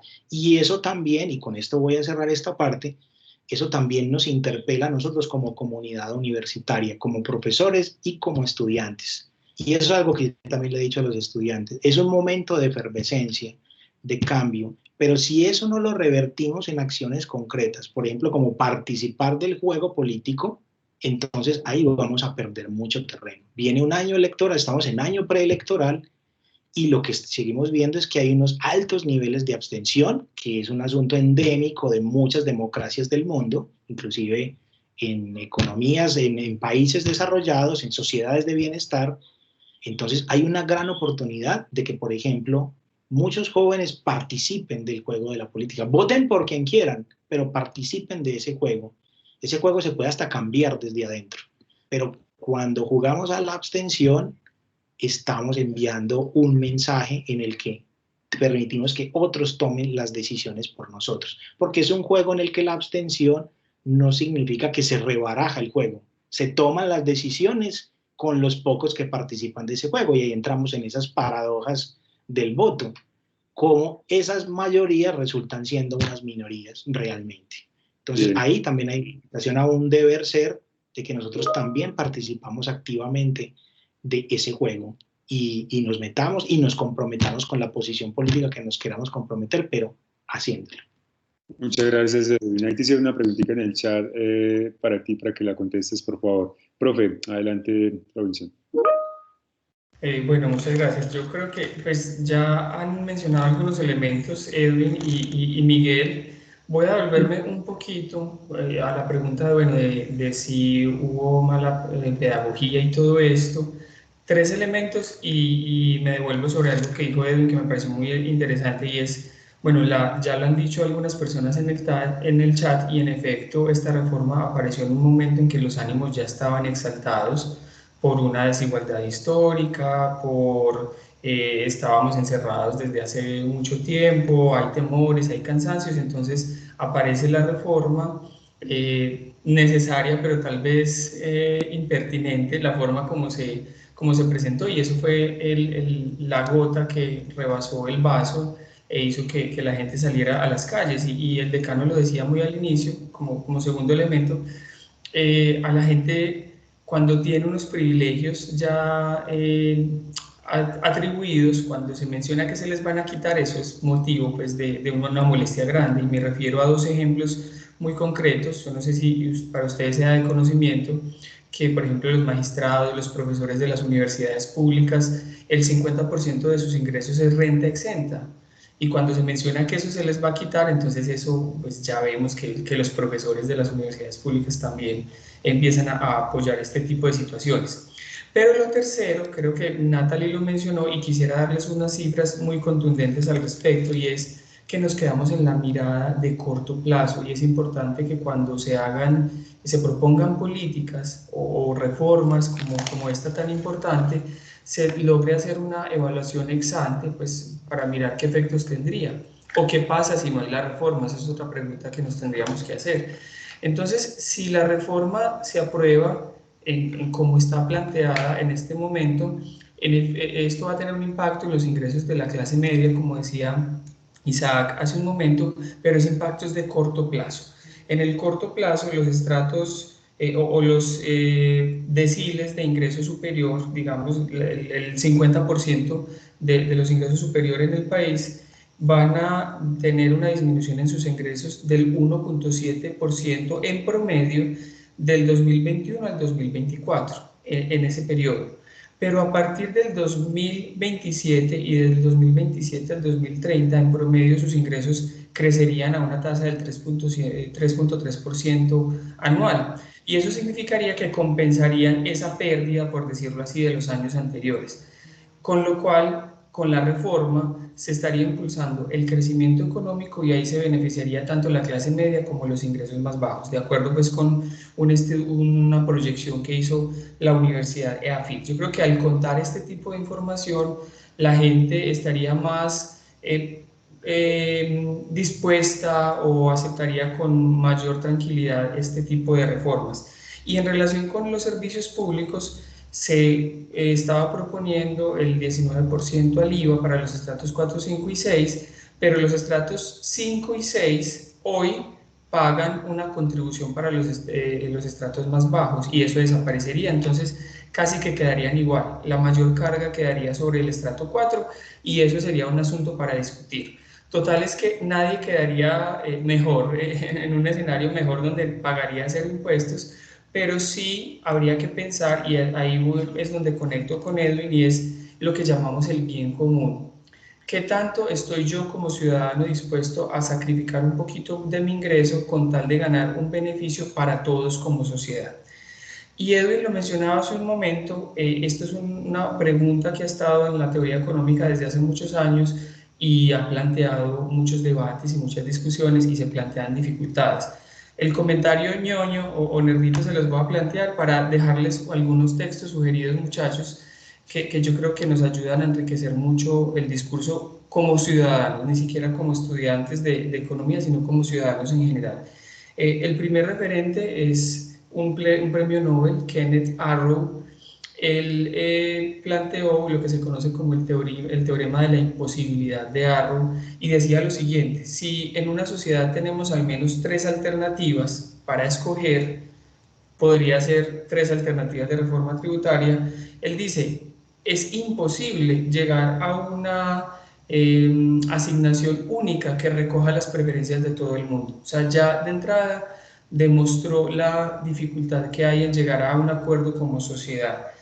Y él decía que esto sería posible en una sociedad que fuera, en una sociedad de mercado. Ahorita les planteo un poquito de eso. Una sociedad de mercado es aquella en la cual todas las relaciones están mediadas por contratos. Ya sabemos que eso es imposible porque aparecen las emociones. Primer referente. Segundo referente, es un texto que les recomiendo y que a los estudiantes de economía general les ponemos a leer un capítulo, y es de otro premio Nobel de Economía, Jean Tirole, y el texto se llama Economía del Bien Común. En su capítulo 2, cuando habla de los límites morales del mercado, cuestiona un poco esto que les acabo de decir y citan a un ex primer ministro de Francia que dice sí a la economía de mercado, no a la sociedad de mercado. Dice, para querer decir que la forma como adquirimos bienes y servicios en nuestra sociedad, mediada por el mercado, es bastante eficiente, pero pensar en una sociedad donde nuestra única manera de relacionarnos sea a través de contratos, pues sería muy utópico y no sería posible llegar a acuerdos óptimos, como lo decía Arrow. Y termino, pues como para decir... y hay algo que señala Tirole que es bastante importante, lo mencionaba Edwin, y es la indignación o los sentimientos morales que podemos estar sintiendo en este momento por lo que está pasando en la sociedad. Es válido sentirlos, pero también es válido, pues nos lo dice este autor, es válido reconocer que cuando orientamos la toma de decisiones desde la indignación, eso puede llevarnos a cometer injusticias en la sociedad. Por ejemplo, hace un par de décadas era visto con muy malos ojos que una mujer soltera tuviera relaciones con un hombre así fuera casado, o sea, que tuvieran relaciones sin estar mediado por el matrimonio. Y ojo que esto estaba señalado solo para las mujeres, no era el caso de los hombres. Lo mismo sucedía con las relaciones entre personas del mismo sexo, eso se veía con muy malos ojos.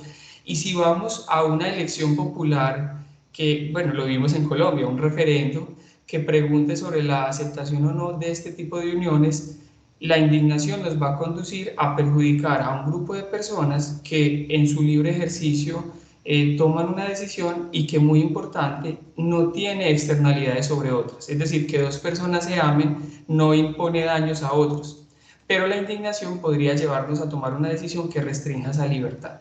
Entonces, ahí van dos. Jean Tirole, Economía del Bien Común, capítulo 2, si quieren se los comparto, Límites Morales del Mercado, y voy con el último, muy en la línea de Edwin, Martha Nussbaum. Martha Nussbaum nos invita a explorar cómo las emociones inciden en la toma de decisiones en la política y en la educación, y nos dice que la salida posible hacia una sociedad más desarrollada es lograr no centrarnos tanto en el PIB, en el Producto Interno Bruto, si bien eso es importante, y hoy la discusión ha estado mucho en torno a ello, pero también deberíamos preocuparnos por formar ciudadanos capaces de convivir con otros a pesar de las diferencias, y creo que hoy hemos hablado bastante de eso, las diferencias que pueden ser de orden filosófico, político, religioso, porque hay que partir del hecho de que siempre van a estar. Hoy hemos evidenciado muchas diferencias, pero el mensaje que nosotros como profesores queríamos transmitirles a ustedes es que, a pesar de esas diferencias, un espacio como este, la Universidad EIA, debería ser un espacio donde podamos intercambiar nuestros diferentes puntos de vista, no con el ánimo de llegar a un acuerdo, pero sí para reconocer esas diferencias y encontrar caminos que nos ayuden a construir esas soluciones. Me extendí un poquito, pero creo que recojo bastante de lo que habían dicho mis compañeros antes de mí. Le doy la palabra en última instancia a David Alzate para que no hagas más fuerza, David, y pasamos a unas invitaciones que le vamos a hacer desde la profe Natalie, que va a comentar algo al final, y también el decano nos puede hablar del espacio de la charla que va a haber esta semana. Entonces, adelante, David Alzate. Bueno, muchas gracias, profe. Buenas noches a todos. En primer lugar, agradecer pues a los repres y a ustedes por darnos este espacio, que creo que más que interesante es importante tener la oportunidad de pensarnos como sociedad y como país. Tenía varias preguntas, pero lo voy a reducir como a una pequeña, porque ya estamos cuidados con el tiempo. Mencionaba ahorita el decano que desde que están, creo que desde 1990 en cada gobierno hay una propuesta de reforma tributaria, y todo lo que mencionaban, yo noté que hay un común de las acciones en ser de corto plazo.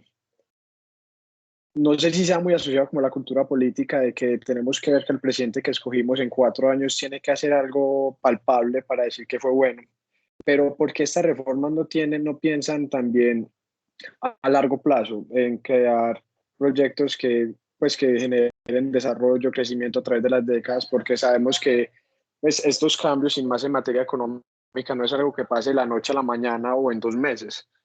La mejoría, pues, como en cómo viven las personas, en cómo es la productividad, es algo que solo mejora con un pasar largo de los años. ¿Por qué estas reformas y por qué todos estos proyectos fiscales no están pensados a largo plazo? ¿Por qué no están pensados en más que calmar los ánimos y echar pañitos de agua tibia, en crear como un proyecto más fundamentado al país? Muchas gracias.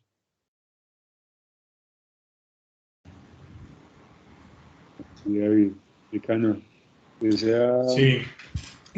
Sí, muy buena la pregunta, y es precisamente el tema de la anhelada reforma estructural que estamos desde hace mucho tiempo pidiendo y deseando los colombianos. En los países desarrollados, pues las reformas tributarias ocurren muy de vez en cuando, y lo que hay son cambios estructurales. Aquí lo que hacemos es precisamente paños de agua tibia para superar unas crisis fiscales en periodos muy cortos. Ha habido gobiernos en los que ha habido inclusive hasta 2 reformas tributarias en un mismo gobierno para poder paliar las crisis, pero seguimos esperando esa reforma estructural, no coyuntural. Entonces, tú tienes toda la razón. Nosotros no tenemos, desafortunadamente, una visión de Estado de largo plazo. Miren que los planes de desarrollo nuestros se limitan a 4 años, y pocas veces hemos logrado tener una visión de país de 30 años o 40 años. Es muy difícil. En otras democracias más maduras y más avanzadas, a veces se trazan líneas y todos los gobiernos, así sean de orientaciones políticas diferentes, tratan de seguir una línea de acción de largo plazo. Nosotros desafortunadamente no tenemos eso y ese es uno de los retos que tenemos como sociedad. ¿Cómo proyectarnos como país en los próximos 20 o 30 años para mejorar todo nuestro capital humano, nuestro capital natural, crecer? Y como tú dices, con toda razón, esto es de largo plazo, no se resuelve de la noche a la mañana. Muchas gracias a todos por el espacio. Yo creo que hasta acá vamos a tener entonces las intervenciones por el día de hoy. Ya iremos entonces organizando con los estudiantes, pues con todos ustedes y con quienes asumen para tener muchos más espacios como estos. Y Nati, entonces, si querés hacernos la invitación y posteriormente el decano para su charla, por favor. Bueno, yo quizá quiero hacerles una invitación que me parece que creo que todos están, pues todos los que participaron, todos los que estaban hablando en el chat, creo que están muy interesados en muchísimos temas. Va a haber un seminario virtual que planea ANIF cada año. Este seminario virtual va a estar enfocado al tema de la salud. Ahorita Ana Grajales estaba preguntando un poco sobre la reforma a la salud. Entonces, en ese panel van a estar algunas personas del sector de la salud, economistas, de hecho va a estar el ministro de Salud, y básicamente lo que van a hablar en ese seminario es cuáles son los retos del sector de la salud, precisamente en este momento coyuntural del país y después del COVID. Entonces quisiera que, por ejemplo, para hablar de ese tema de la salud, estuvieran en ese seminario y ya con esa información discutir sobre esos temas. La información para asistir al evento deben registrarse. Creo que aquí queda pues en la reunión como los correos electrónicos, entonces voy a hacer como la labor de enviarles la invitación para quienes quieran asistir y se puedan registrar. ¿Listo? Sí, Natalie, muchas gracias. Decano Mauricio, ¿ya hay fecha para la charla? Sí, la charla va a ser este jueves a las 6 de la tarde por Teams. Ya yo creo que mañana pues anunciaremos y enviaremos pues la información para la inscripción. Es una charla que yo la he llamado "Pagamos muchos impuestos los colombianos". Es más como de contexto, es pedagógica, con cifras bastante actualizadas de lo que tenemos ahora en Colombia con el actual y vigente estatuto tributario, muy concentrado en los ingresos del gobierno nacional central. No me voy a detener en los impuestos territoriales y locales, pero en realidad pues es muy importante conocer con cifras cuál es la posición actual de Colombia también en comparación con Latinoamérica y otros países en materia de tributación. Muy bien. Entonces, invitados todos a ese espacio de charla. Ya saben, jueves 6 p.m. Y finalmente, Simón Gómez quiere darnos unas palabritas finales para despedir este espacio de hoy. Adelante, Simón. Vale. En primer lugar, muchas gracias a todos por haber hecho parte de este espacio tan nutritivo para lo que es justamente el proceso de formación de nosotros como estudiantes y finalmente como comunidad educativa. Es sumamente importante que nos quedemos con el hecho de que este tipo de espacios son realmente los que construyen sociedad. Y en la medida que construimos sociedades que nosotros logramos mejorar como personas y como ciudadanos, que es lo que Colombia necesita para hacer de este país un país mejor. Lo que queríamos decir es que, lógicamente, ya han salido los resultados de las votaciones para los consejos y les queríamos explicar que al Consejo Superior están Camila y Andrés, al Consejo Académico están Camila y Andrés, al Consejo Superior Mónica y yo, y Mariana y Nicolás, que son personas completamente comprometidas y que estaban justamente como candidatos también al Consejo Superior, terminan de formar lo que sería nosotros 6 los representantes estudiantiles de este periodo 2020 y 2021. Pero finalmente la representación estudiantil está en cada uno de ustedes que vino a ser parte de este evento. Entonces seguiremos haciendo esto completamente, siempre y cuando haya voluntad de participación estudiantil. Y esa voluntad se va a reflejar en el diálogo, en responder con palabras, en expresar a través de hechos, de datos, de fundamentos las cosas que sentimos. Hablar desde el sentimiento, pero también desde la razón, que es justamente lo que reconoce también a los buenos ingenieros, el uso de las capacidades lógicas que tienen. Entonces, nada, simplemente decirles que agradecemos enormemente que hayan venido, que no caerá en saco roto todo lo que ustedes han dicho, todo lo que los profesores han dicho, todo lo que la comunidad educativa ha dicho, y queremos también que entiendan que todas las propuestas de desarrollo institucional toman tiempo. Es complicado que una cosa salga de la noche a la mañana, pero todo lo estamos tratando de hacer con ayuda justamente de los profesores, de los directivos, de los mismos estudiantes. Entonces, nada, agradecemos de parte de Camila, de Mónica, de Mariana, de Nicolás, de Andrés, como estudiantes, todo lo que ustedes hacen y todo este crecimiento que realmente estamos aportando. Se ve que la universidad está respondiendo ante lo que necesita el país, que es justamente crear diálogos y no quedarnos en los monólogos. Entonces, cuenten con nosotros como sus representantes, pero nosotros también contamos en ustedes como las personas que proponen. Un abrazo para todos, un agradecimiento para los profesores, para Mauricio, para Miguel, para Natalie, Edwin, Oscar, Robinson, Andrés, para todos. Y nada, esperamos que este solo sea el segundo de muchos eventos venideros. Bien, muchísimas gracias a todos entonces por la asistencia, por este espacio tan interesante y tan chévere de conversación. Vamos a estarlos entonces invitando o más bien ustedes estudiantes, invítenos a nuevos espacios de conversación, y las preguntas que hoy hayan quedado solo enunciadas y que no contestamos, por favor no lo tomen como que las obviamos, más bien entonces vamos a hacer como notica de ello. Por favor, los chicos, la pregunta de Valeria que quedó por ahí en el chat, si las podemos entonces contestar como esta de Valeria y así muchas más en próximas sesiones, con todo el gusto del mundo. Listo. Entonces, feliz noche, cuídense bastante y bienvenidos a este espacio de universidad. Chao, chao. Gracias, hasta luego. Hasta luego. Hasta luego, gracias. Chao.